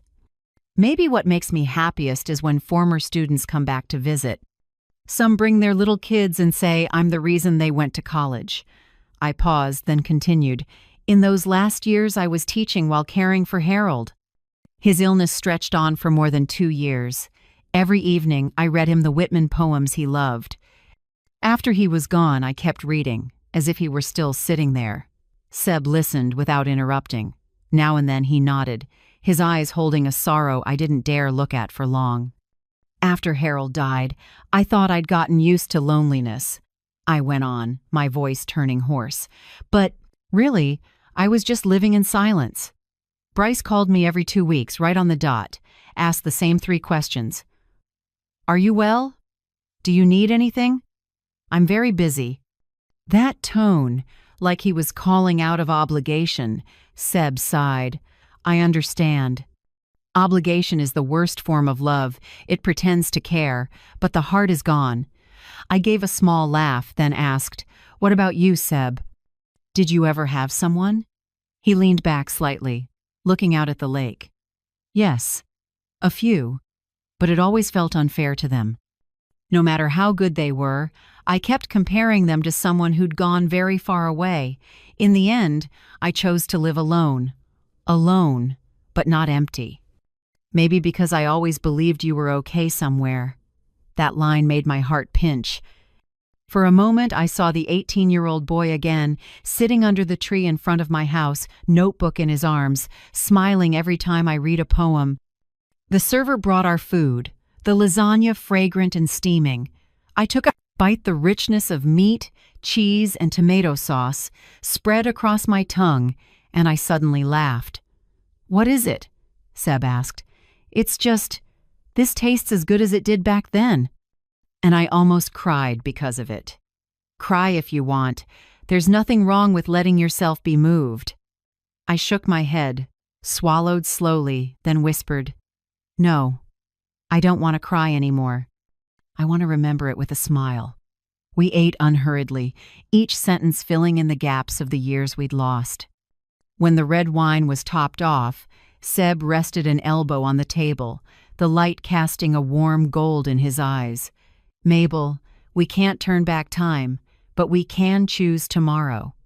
I looked at him in silence. Inside me, something both strange and familiar stirred, as if an old heart were waking from a long sleep. "You make it sound too simple," I answered, my voice trembling. "Because it really is simple. Happiness doesn't need magic, only the courage to start again." Before I could reply, my phone buzzed in my purse. I glanced down 7 missed calls from Bryce and 3 messages from Camille. They all said the same thing. "Who is Sebastian Whitmore?" "Mom, where are you? Do you know what kind of man he is?" I set the phone face down and exhaled slowly. "They've started digging into you." Seb smiled lightly. Of course, the Devons never rest easy when they don't know what someone can do to them. Aren't you afraid? I asked, half joking, half serious. Afraid? I've been through much bigger battles. They should only be afraid if they keep looking down on people. I laughed. You're as confident as you used to be. No, Mabel. I just believe in the justice of cause and effect. Those who sow contempt will bow their heads to reap it. I switched the phone to silent. For the first time in years, I didn't feel compelled to respond to my child right away. A quiet settled over me, not loneliness, but true peace. What are you planning after you leave Chicago? I asked, nudging the talk away from power and shadows. Seb leaned back, eyes far away. I've been thinking about Tuscany. There's a small village called Montefiorale. Good wine, clear skies, lavender blooming all summer. I laughed. You don't have a house there. He chuckled back. I'll buy one. We both laughed freely, not tamped down by politeness or fear of judgment. I realized it had been a very long time since I'd felt this kind of positive excitement, not worry, but the anticipation that something good might come. After the meal, Seb called for the check before I could reach for my wallet. Let me.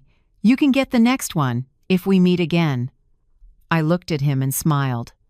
You just wrote the next invitation yourself. I know. And I hope you won't cancel. At the door, the lake breeze slipped in with a touch of salt and cold. I pulled my wrap tighter, watching the city lights flicker in his eyes. Thank you for dinner, Seb. Thank you for coming. If you hadn't walked to row 14, I might never have had the chance to see you again. I said nothing, not because I had nothing to say, but because any words felt extra. I simply nodded and turned away. When I climbed into a cab home, the phone buzzed again, 4 more missed calls from Bryce. I watched the screen glow in the dark, then tapped mute notifications. That night, I didn't call back. I sat by the window, looking out at Lake Michigan shimmering in the moonlight, and realized it had been a long time since I'd felt this light inside. Tomorrow, I'd have to face Bryce and Camille and that world out there. But tonight, it was just me and the calm of being seen, heard, and remembered. And somewhere in Chicago, I believed Seb was looking out at the lake too, facing the same direction where the lights met the water and the past finally let go. 3 days after that evening, by the lake, my phone rang while I was watering the plants on the porch. Bryce's voice came through, trying to sound steady but failing to hide the strain. Mom, are you free tonight? Camille and I want to take you to dinner at River House.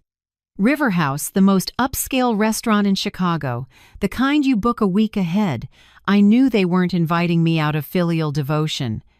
I wiped my hands and smiled slightly. Of course I can go. On the other end, Bryce exhaled, like he'd just completed a tough assignment. That evening, the restaurant glowed with candlelight, the polished wood floor reflecting warm gold. I arrived on time in a simple blush pink dress and the pearl earrings Harold once gave me. When the server opened the private room, I saw Camille already seated, wearing a French label I'd seen on a magazine cover. Next to her, Bryce scrolled his phone, looking worn out. Mom! Camille stood and flashed a radiant smile like nothing had ever happened between us. You look wonderful tonight. Your skin is glowing. Must be that good company makes people shine, right? I looked at her, smiling lightly, but not too much. That's right, Camille. Good companies, good partners, and good manners, those things always make people shine. Bryce's hand paused on his water glass. Camille pressed her lips together, trying to hold the smile. We sat. The private room felt luxurious but cold, like a meeting wrapped in velvet. Under the table, Seb quietly took my hand. He sat beside me, composed, his gaze calm and steady. That handhold wasn't showy, but it made me feel strangely safe, like a reminder I wasn't alone anymore. The server poured wine and slipped away. Camille started with small talk vacations, new projects, charity events, Everything came out in a flat, practiced tone, like she was executing a strategy rather than having a conversation. I stayed quiet, smiling at the right moment so she wouldn't know how. Clearly, I was listening. When the main course arrived, grilled wagyu with truffles, Bryce set down his knife and looked at me. "Mom, I actually wanted to talk a bit about work." I took a sip of wine. "Yours or mine?" he faltered. Camille cut in, voice soft as fluff but edged with calculation. "Whitmore Capital just bought the building where our company's headquarters are. It would be wonderful if your side could consider keeping the current lease. We could all benefit." Seb looked up, not rushing. He cut a piece of meat with measured movements, then said evenly, "Business is business, Miss Devon. No one gets to change terms based on personal ties if the conditions aren't right." I saw a tendon jump in Camille's neck. Bryce forced a thin smile and tried, "I think things can be flexible as long as both sides want it." Seb set down the knife, a rare sharpness flickering in his eyes. "I'm only flexible with people who know how to show respect." The braze. Words drifted out like a breath, yet the room fell absolutely silent. I straightened, set my glass down, and said gently but clear, "Before we talk business, maybe we should talk about something more important. Respect." Bryce looked at me, flustered. "Mom, I know there was a little misunderstanding at the wedding." I cut in. "It wasn't a misunderstanding. It was a choice. You chose to seat me in the last row, behind the service area. You chose silence when your wife said my poverty would shame her family." Camille jumped in fast. "I didn't mean harm, Mabel. I just wanted the ceremony to look perfect. I'm sorry if my words hurt you." I looked straight at her, my voice low but firm. "Camille, are you sorry you said it, or sorry it has consequences now?" I wasn't angry. I just needed a sincere apology. But sometimes sincere is the hardest thing to give. And when someone apologizes to you, what makes you believe they truly regret it? Share it with me, so I know I'm not the only one who's wrestled with that.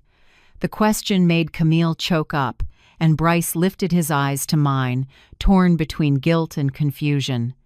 He took his wife's hand, his voice getting smaller. "Mom, I really am sorry. I shouldn't have stayed silent that day. I just didn't want to mess up the ceremony." "Mess it up?" I asked softly. "More than seating your mother by the service station? You once promised your father you'd never make me feel left out. That day, I've never felt more foreign to my own son." Bryce lowered his head. I heard a spoon gently tap a plate. Camille set it down, trying to hide her irritation. Seb spoke up, quiet but impossible to dismiss. "Whitmore Capital didn't buy that building to make trouble. But we respect principles. Those who act right will always be treated right." They both understood. Camille slid back into politeness. "Of course. I just thought, we're family. We could find a way to work together so no one loses." I took another sip of wine, the tannins blooming lightly on my tongue. "Family isn't a contract, Camille. I don't need collaboration. I need respect." She forced a smile and shifted to congratulating the fresh start of our marriage, but her voice had lost its ease. I listened, but said nothing more. The meal ended in polite silence. Only the distant jazz filled the space between us. When the server cleared dessert, Seb stood first and pulled out my chair. "I think we should go, Mabel. Let's not let anyone mistake this for a negotiation." I rose and turned to my son. "Bryce, I hear your apology. But forgiveness takes time. It's not something you can propose." He nodded, eyes damp but controlled. Camille stood still, lips pressed tight. Before I left, I looked at the two young people, the child I raised with sweat, and the woman I once believed would make him happy. I hope when you say, "I'm sorry," it's because you mean it, not because you're afraid of losing a contract or status. No one answered. The table light reflected my face calm. Not angry, not bitter, I turned and walked out with Seb. On the way home, the city blazed, towers like glass blocks against the night. In the car, Seb stayed quiet, giving me room to think. After a while, he said softly, "You held the ground, Mabel. I'm proud of you." I looked out the window, a faint smile rising. Maybe I finally learned what you've known all along, that silence can be stronger than words. He nodded and found my hand, giving it a gentle squeeze. That night, I didn't feel tired. Maybe because, for the first time in years, I'd walked out of a conversation without feeling smaller. I didn't forgive quickly. I know forgiveness is a privilege, and this time, I won't hand it out easily. The next morning, I was making tea when the doorbell rang. The sound was even slow, arrogant, the kind of a person who rings not to wait, but to command. I opened the door. Patricia Devon, Camille's mother, stood there. She looked just as she had at their engagement party. A cream cashmere coat, a triple-strand pearl necklace, and a smile with more arithmetic than goodwill. "Mabel, dear, I hope I'm not intruding." Her voice floated, barely hiding the appraisal in her eyes. "You're not. Please come in." She crossed the threshold and let her gaze sweep the living room. I recognized that look from people who live in luxury they don't admire, they appraise. The wooden chair I'd bought at a yard sale, the clock Harold once repaired by hand, the old picture frames on the wall, everything seemed to be filtered through a lens of money. "Charming," she said, her mouth smiling but not her eyes. "Cozy, if a bit. Modest." I poured tea and slid a cup toward her. "Please."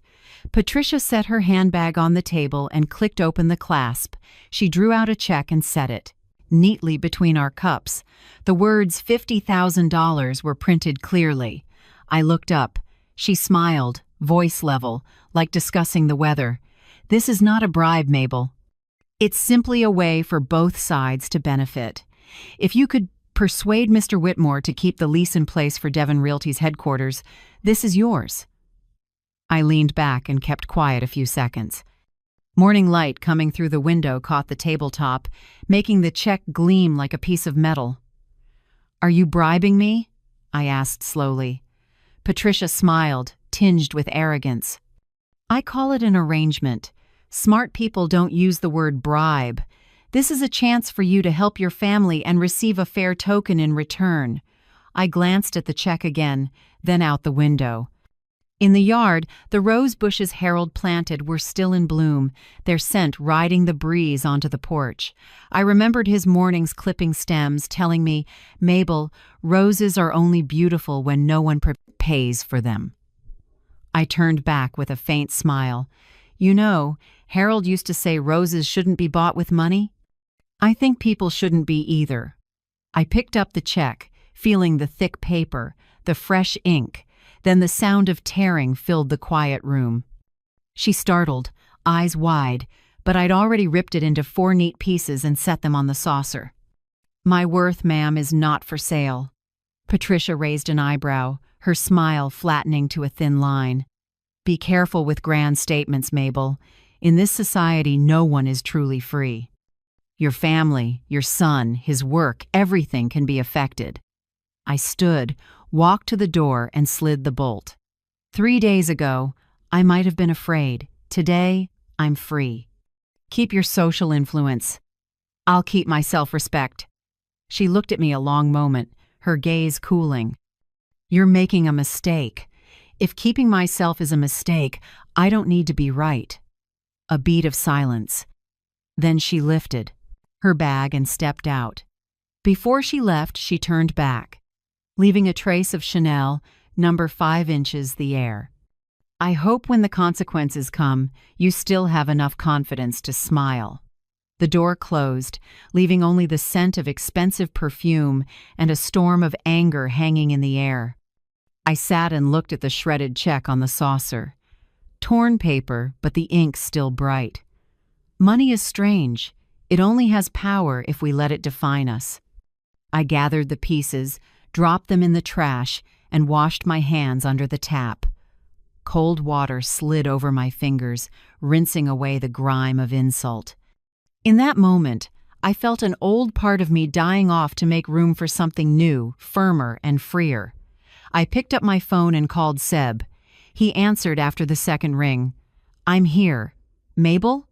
Guess who came to see me this morning? I'm betting it wasn't someone delivering flowers," he joked lightly. I laughed, my voice still unsteady.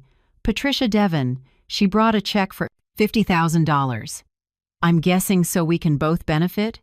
"You guessed right." "I don't think she liked the way I declined." Seb chuckled, a warm, low sound that drifted through the line like morning heat. "I'm proud of you, Mabel. Plenty of people would take that check and excuse it as practicality. But you're different," I sighed. "I don't want my life traded again. I was controlled for too long." "Then it's time we do the opposite," he said, steady. "This afternoon, come to my office. Meet Whitmore Capital's attorney. There are a few things I want to discuss with you." I was surprised. "An attorney? Is something wrong?" "Not trouble. An opportunity. Sometimes justice has to be rewritten by the very people who were dismissed." I was quiet for a moment, looking out at the yard where the sunlight lit the roses. "Are you sure, Seb?" "I've never set foot in a law office, I'm sure, and I want you there not for revenge so we can close out the old things." I smiled, feeling my heart suddenly light. "Okay, I'll come this afternoon." After I hung up, I sat by the window, watching the garden soak in the sun. The scent of roses drifted into the room, blending with the trace of Earl Grey still in the air. I thought of Harold, the one who taught me that self-respect isn't what we say. It's the choice we make when temptation shows up. And today, for the first time in a very long time, I chose myself. Not out of anger, but because I want to be free in this little house, in a rose garden no one can price. Outside, the clouds thinned, sunlight poured through the frame and fell across the tea table and the stray scraps of check, glinting like small streaks of a new beginning. That afternoon, I went to Whitmore Capital as promised. The tower's glass caught the sun, imposing and cold, the kind of architecture that reminds you power doesn't have to shout, it just sits higher. Seb met, and me in the lobby, still in that familiar charcoal suit and deep blue tie. He smiled softly when he saw me, his eyes both encouraging and gentle. "You're here. Nora's waiting in the conference room."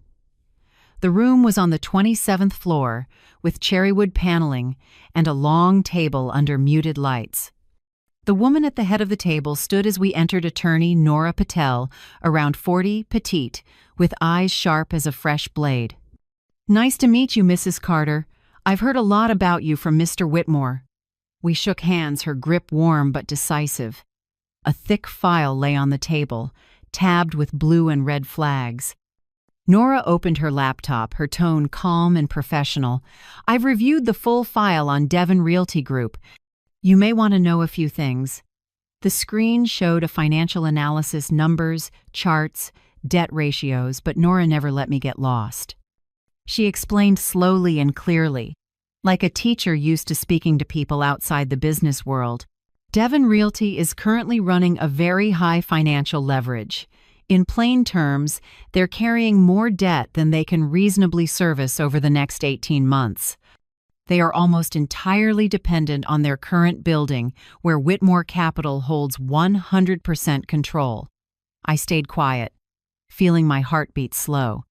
If the lease is terminated, they'll have to move everything: staff, data, client contracts. The average cost will be more than $200,000, not counting reputational damage in the market. Seb sat beside me with his fingers laced, eyes on me, as if asking silently, "Are you ready for them to taste the bitterness they served you?" Nora flipped a page.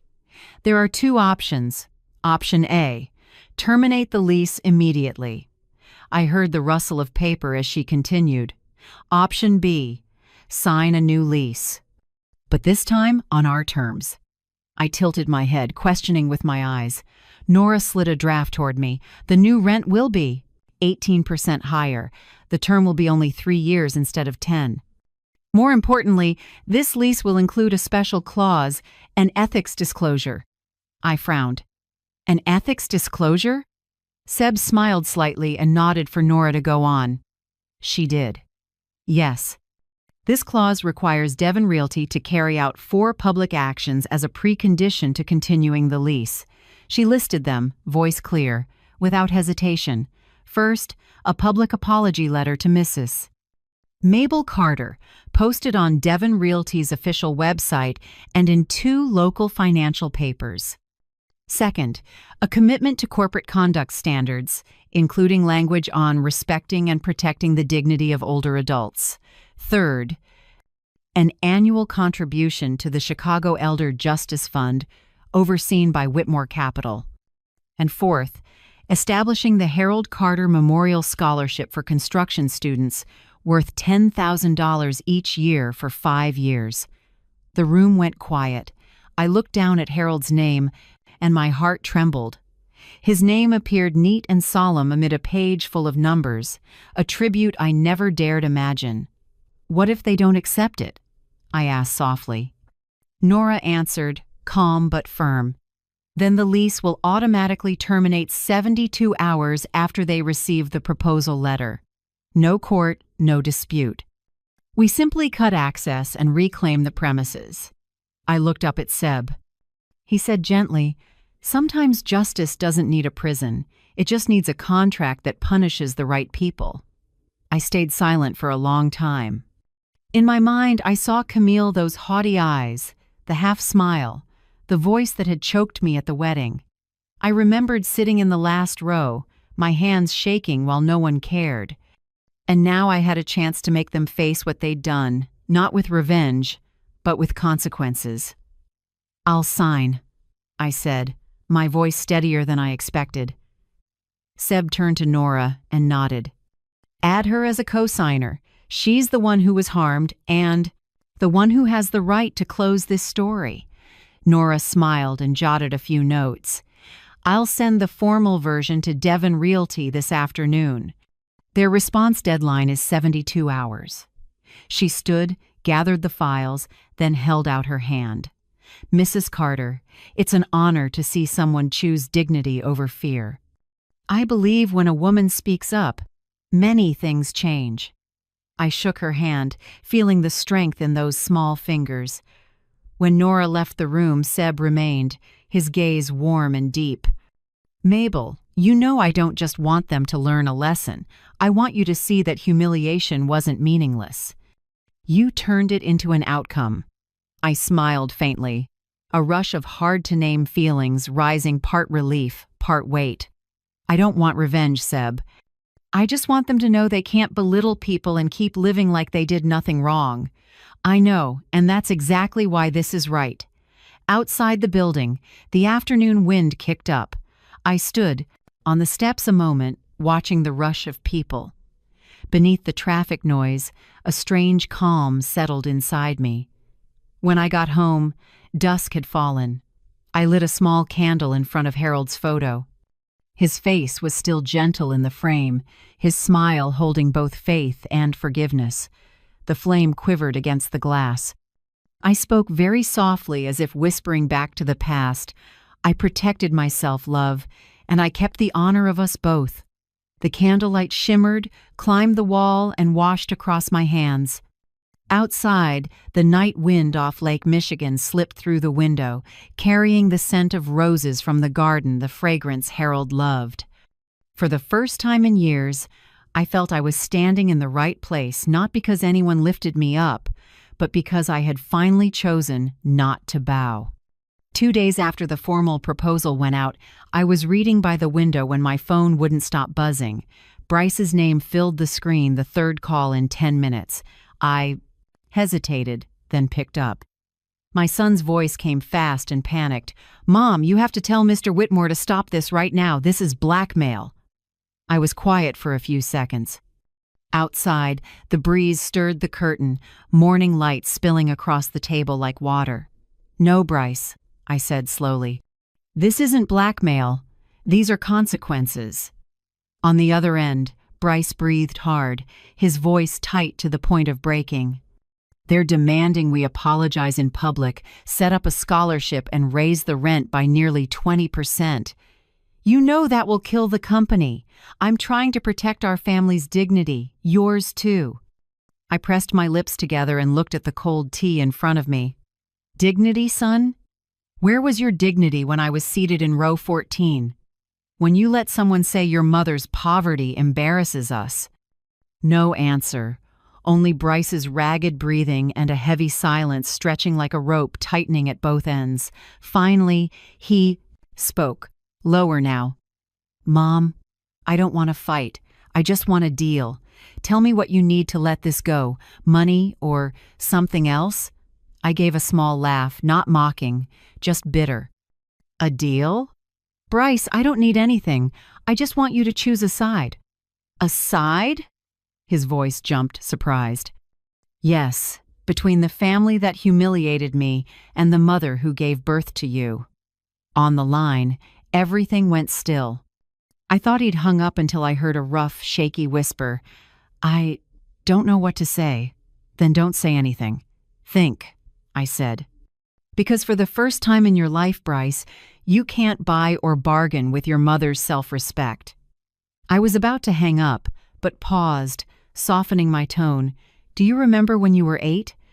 You told me you'd never let anyone make me cry. On your wedding day, I cried. Not because I was insulted, but because you stayed silent. I heard a long inhale, then only quiet. A long quiet, heavy, as a decade of avoiding the mirror. At last, I said, gently like a goodbye, I hope you choose what's right this time. But I can't wait forever. Then I ended the call, refusing to let the conversation slide back into the old orbit where I had to soothe, yield, and soften other people's wrongs. That afternoon, I met Seb at a gallery in River North. No tension, no negotiating, just two people looking at abstract paintings for the penthouse Whitmore Capital was finishing. Seb wanted me to choose, but I've never been good at big decisions. For the first time in my life, I was about to say, "You pick," and stopped. I looked at a large canvas fields of blue and white, like the sky after a storm. This one, I said, steady. It makes me feel like I'm breathing. Seb smiled and nodded. I think Harold would agree. I smiled back. Harold would say this color shows dust too easily, but he'd agree. We stood together a long time, watching light strike.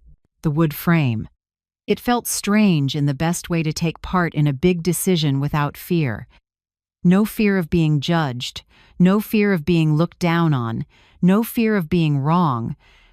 I realized the right to choose isn't a privilege, it's something I'd accidentally misplaced, loving too many people and forgetting myself. By the time I got home, twilight had settled.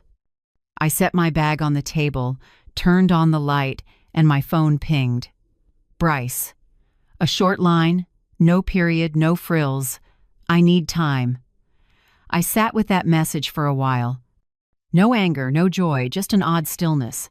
I typed back, "So do I, Bryce. But the clock is running." I put the phone face down and didn't check if he'd read it. I've learned love doesn't mean waiting without limits. Sometimes, to let someone grow up, you have to let them hear the ticking inside themselves slow, clear, and irreversible. That night, I took a warm bath, brewed lavender tea, and opened an old notebook.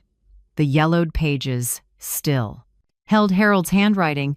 To live is to know when to say enough when others think you won't dare. I closed the book and smiled. Outside, the wind off Lake Michigan moved softly and long. I lay down, pulled up the blanket, and listened to my heartbeat. No regret, no anger, just the lightness of invisible cords finally loosening around my chest. For the first time in years, I slept well without nightmares. No scene of me being shoved to the last row, no cold laugh from my daughter-in-law, no averted eyes from my son.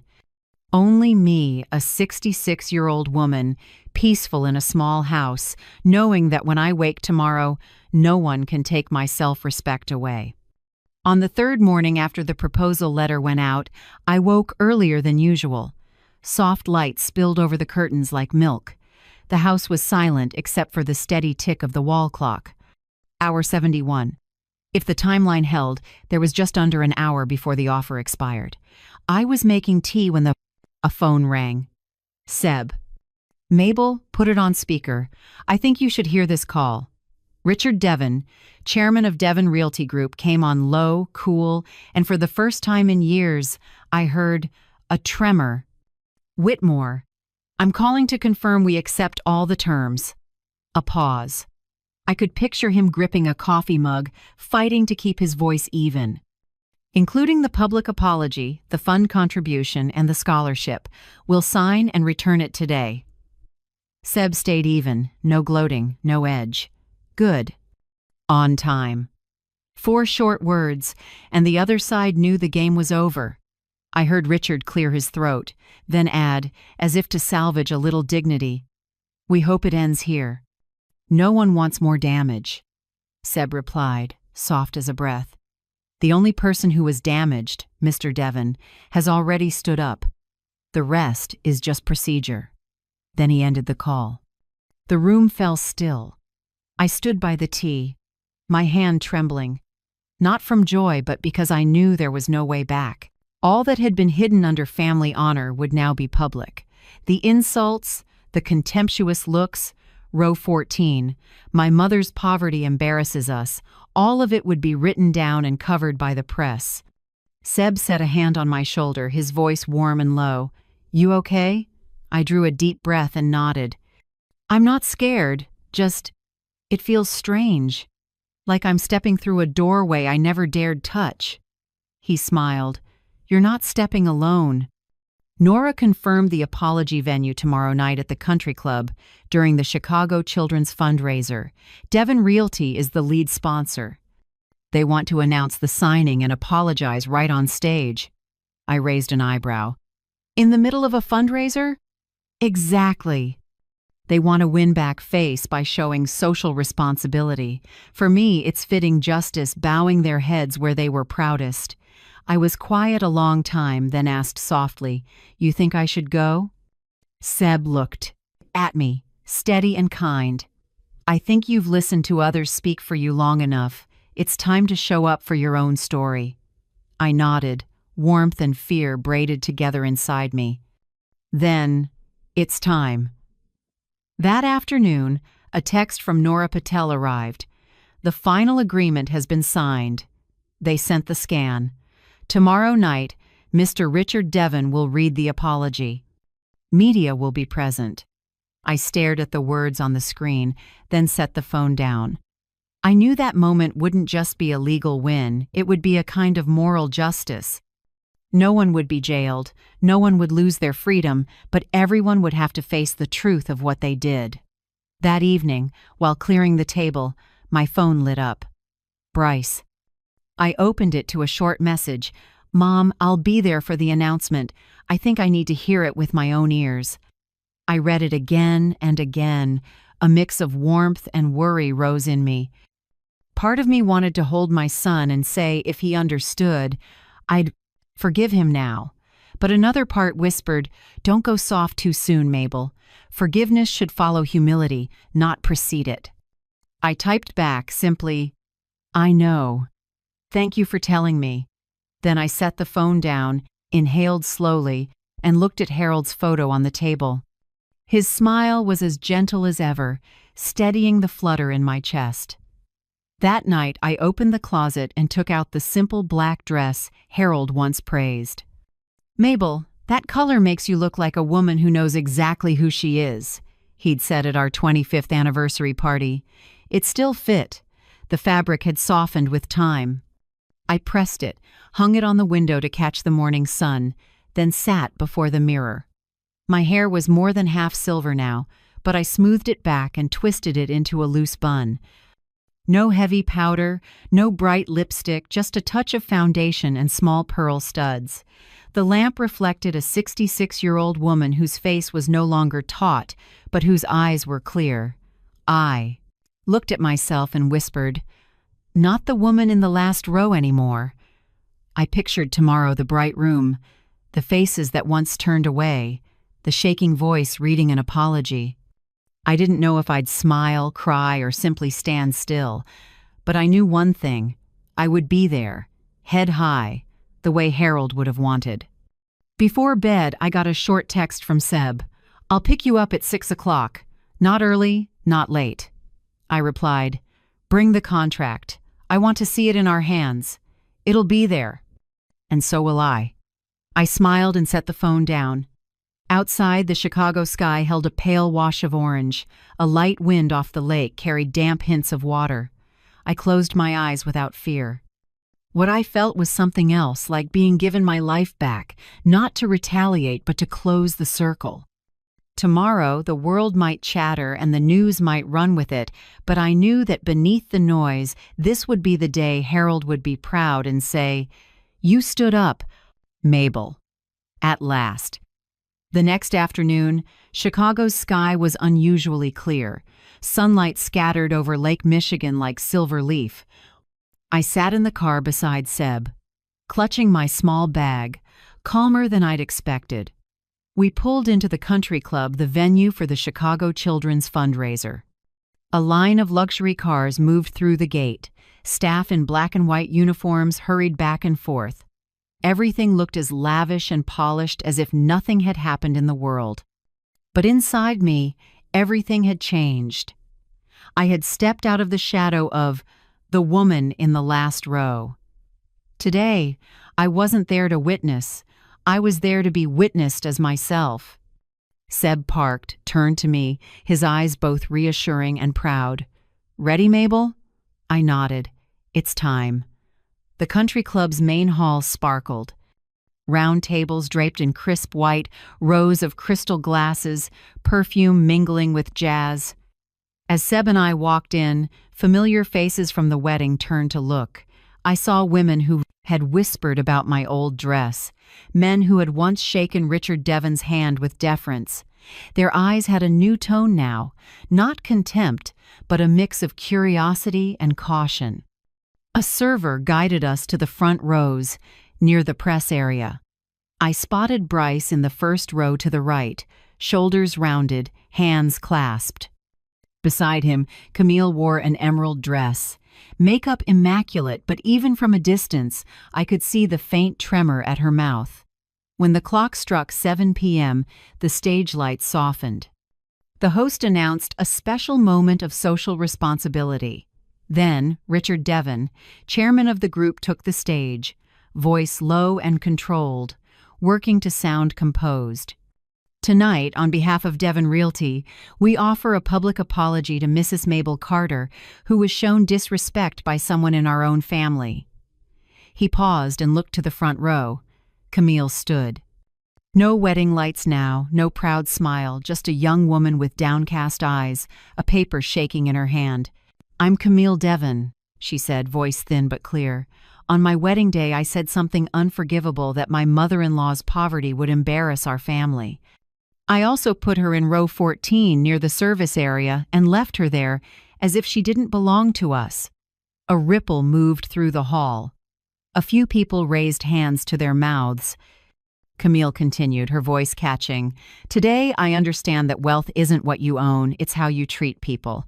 I'm sorry, Mrs. Carter. And I'm sorry to myself for being so small." The room held its breath. No laughter, no chatter. Even the cameras stilled for a few seconds, as if no one dared break that strange moment. No one had ever confessed so plainly, and no apology had ever been so public.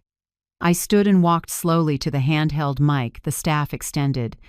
I didn't look at the crowd or the cameras. I looked only at Camille, the daughter-in-law who had made me feel like a shadow in my own family. "I acknowledge your apology," I said, even neither cold nor shaking. A brief stillness. "I'm not saying forgive, because forgiveness can't happen in a day. But I acknowledge it because maybe for the first time we're telling the truth to each other." Camille bowed her head. Tears fell onto the paper crushed in her hand. I turned to Bryce.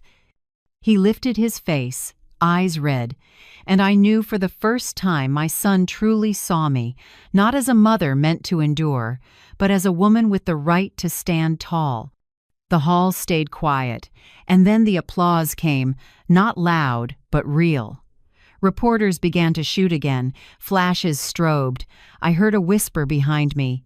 "Is that Mrs. Carter? The one they put in the last row?" She looked so steady. No one said it out loud, but I felt it. The social scales had shifted. Those who once kept silent in the face of insult were now watching a lesson in dignity, and they knew they couldn't dismiss it anymore. After the program, I left with Seb. Night had fallen, but the lights around the golf course still glowed. Crickets sang in the breeze. I took Seb's arm, shoulders back, steps sure, each one shedding a layer of heavy memory. A reporter hurried after us and asked, "Mrs. Carter, do you have anything you'd like to say?" I stopped and smiled. Sometimes the silence of the weak is what makes the powerful smug. But when the weak stand up, the world has to listen. Then I walked on, without looking back. In the car, Seb squeezed my hand. "You okay?" I nodded. "Better than ever." He smiled, eyes gentle as wind. On the drive home, my phone buzzed. "Bryce." I opened a short message. "Mom, can we talk?" I read it once, then twice. I felt calm, no anger, no surge of emotion, just the quiet of someone who knows she's done her part. I typed, "Tomorrow, you start." I set the phone down and watched the streetlights recede like little dots of the past. The breeze lifted my hair. I exhaled long and easy, like slipping off a soaked coat after a storm that lasted half a lifetime. That night, back home, I slipped off my shoes and stood before the mirror. In the reflection, I no longer saw a woman bowing her head, afraid of being looked down on. I saw Mabel Carter composed, silver-haired, clear-eyed, standing straight. A woman who had passed through humiliation and silence and, at last, found herself again. The next morning, when the light was still mixed with mist, I heard a car stop at the gate. From the window, I saw Bryce step out. No Camille, no luxury car, no security, no flowers. It was just my son in a wrinkled dress shirt, hands in his pockets, looking worn out like he hadn't slept all night. I opened the door before he could press the bell. "Hi, Mom," he said quietly. His voice no longer had the confidence of a young executive, nor the coldness I'd heard at the wedding. I nodded. "Come in, son." We sat in the living room. On the table were 2 cups of tea. I had just made. He looked around the old house. Harold's framed photos, the bookcases I've kept the same. Everything seemed smaller in his eyes, but this time I saw no scrutiny there, only a quiet observation, like he was trying to see what he'd once overlooked. After a long moment, Bryce spoke, "Mom, I'm sorry." Not an apology to end the story, but to start over. I said nothing, just set my cup down. He drew a deep breath and went on, "I've been under more pressure than you think. Keeping up appearances, maintaining an image, living by the standards of the upper circle, it all felt like shackles. I was afraid people would laugh, afraid my wife would lose face, afraid I wasn't enough. But in all that fear, I forgot the most important thing. I looked at him, silent. I forgot you, and I forgot who I am." His voice caught a low note rare for a son who had always spoken like the wind. I answered slowly, "Bryce, I understand pressure, but remember this. Respect isn't a decoration to show off at a fancy party. It's a discipline for living. No one ever became poor by respecting others, but many became small by losing it." He bowed his head, fingers laced together. "I know, and I want to change, Mom. I'm just afraid you'll never forgive me." I exhaled slowly, then said, "Forgiveness isn't a gift, it's a process. But if you truly want to walk that road, I won't close the door." He looked up, a hint of hope in his eyes.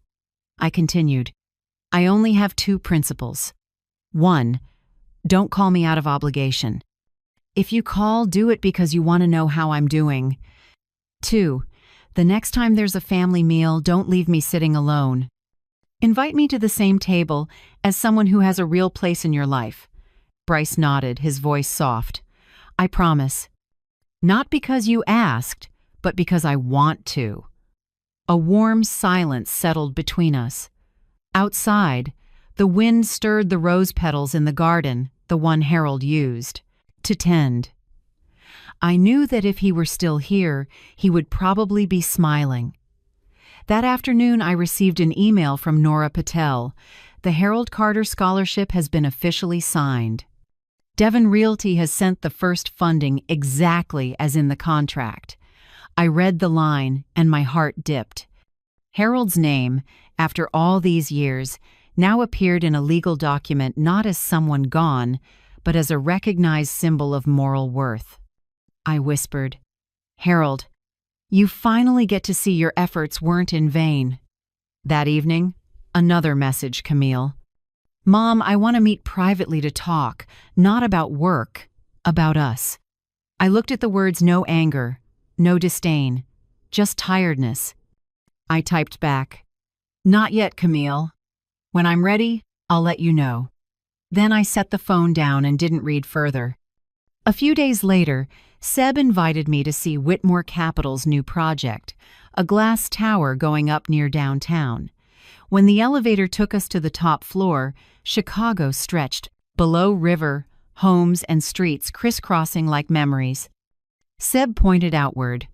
This floor will be a community education and arts gallery. I want you to take a look. Maybe you'll have an idea. I walked the glass corridor, taking in the wide open space. Light poured through, making everything shimmer, opening a feeling of hope.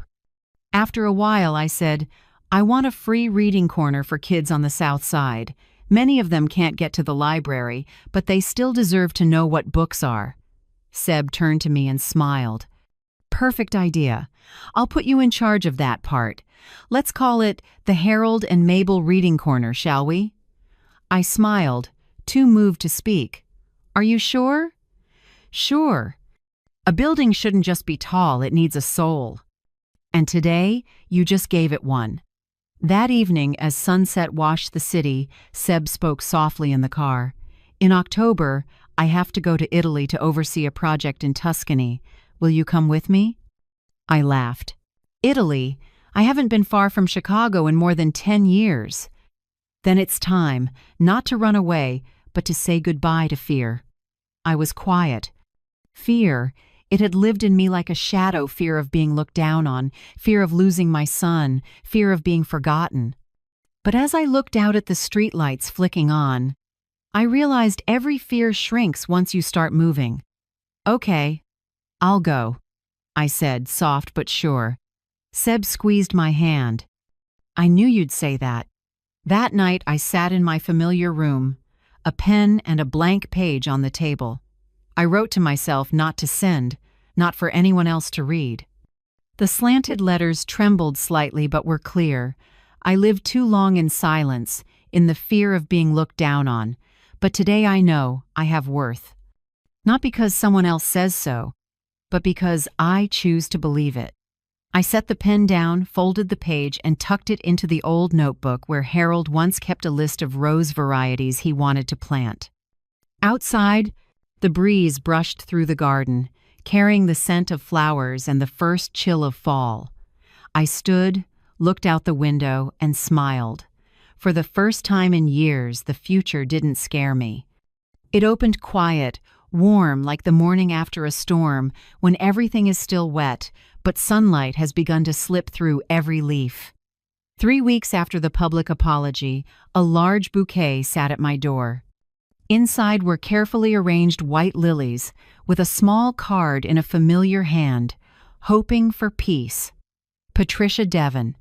I stared at the words for a long time. The flowers smelled light, elegant, and cold. I smiled and called the Children's Hospital in Chicago, where Harold had once supported a small music class before he passed. I'd like to send this bouquet to the nurses in pediatrics. Please tell them it's from a mother who wants to thank those who still care with kindness." When the staff agreed, I felt a strange relief, like setting a stone down where it belongs. That afternoon, an email from Nora Patel. Devon Realty has completed the first year of community commitments, the Harold Carter Scholarship, the service programs, and the fund for the South Side have all been launched on time. I read each line, slowly. It was no longer a battle of wounded pride, it was the continuation of fairness. I thought of the first students receiving scholarships in Harold's name, of the kids in the neighborhood holding new books from the reading corner Seb and I built. This wasn't just my win, it was a circle closed with meaning. On Friday evening, Bryce called. "Mom, I'd like to invite you to dinner. At my house, just family." His voice was gentle, careful, like someone walking on old wood floors, afraid to make a sound. I arrived at dusk. The house glowed with soft gold, nothing like the tense air from the last time I'd been there. When I stepped into the dining room, I stopped short, the long table, and my seat was in the very center. Bryce pulled out my chair and smiled. "This is yours, Mom. I want everyone to see you." I sat, my eyes landing on the empty chair across from me, a white rose placed on its back. Bryce said softly, "I think Dad should be here too, even if it's just with a flower." I couldn't help it. I nodded. "Your father always believed a table is only truly warm when everyone is respected." That dinner was simple. Roast chicken, mashed potatoes, and the red wine Harold used to love. No fancy words, no soundtrack, just laughter that started shy and grew real with each story. For the first time in years, I ate in peace, not in silence. When the dishes were done, Seb leaned toward my ear, his voice soft as a breeze. "For the next 20 years, let's rewrite it, shall we?" I looked at him and saw the familiar smile time couldn't wear down. "Okay, but this time let me choose the title," I said. He chuckled and squeezed my hand. On the way home, I thought about my journey. From row 14, where they parked me by the service area to save face, to the center of my own life. No one carried me there. I walked it myself, with pain, with steadiness, and with the belief that dignity can't be reassigned. I know forgiveness isn't a door that swings open with a single word. Forgiveness arrives only when people change long enough that apologies are no longer needed when actions prove they've learned the lesson of respect. I'll wait for that to happen, without rushing, without forcing, without holding a grudge. That evening, Camille texted, "Mom, I read the article about the Harold Carter Scholarship. I understand now. If you allow it, I want to start over." I typed my reply, each word firm. "The door opens when you are truly ready to live differently, Camille. Not sooner, not later." Then I set my phone down and looked around my small home. On the table were my passport, a new travel journal, and a plane ticket to Tuscany. Seb had already messaged, "I'll pick you up at Florence Airport, and from there we start the new leg." I smiled and packed everything neatly. Tuscany is waiting, but this Chicago won't swallow me anymore. It has become the place where I stood up not with anger, but with self-respect. I opened the window. The October breeze slipped in, cool and gentle like an old touch. Streetlights spilled across the frame, lighting my face in the mirror, a woman who is no longer afraid of being forgotten, no longer sitting in the last row, but living in the front row of her own life. Thank you for staying with me all the way to this point. Maybe each of us has been pushed to the edge of a table, a story, or our own life just because someone decided we weren't important enough. But if you're still listening, I believe you've stood up from where they thought you'd sit forever. I want to hear your story. Where are you watching from in this wide world? Have you had a moment when you realized, I have worth too? Tell me in the comments, because sometimes a small share can warm someone who's quietly enduring, the way I once did. And if you want to keep walking with me through journeys of healing, finding dignity, and rebuilding trust, please like, subscribe, and turn on the bell. Not for me alone, but for everyone who's been looked down on, to let them know someone understands, and there is still hope. I'll see you in the next story, where another woman is learning to smile after the storm.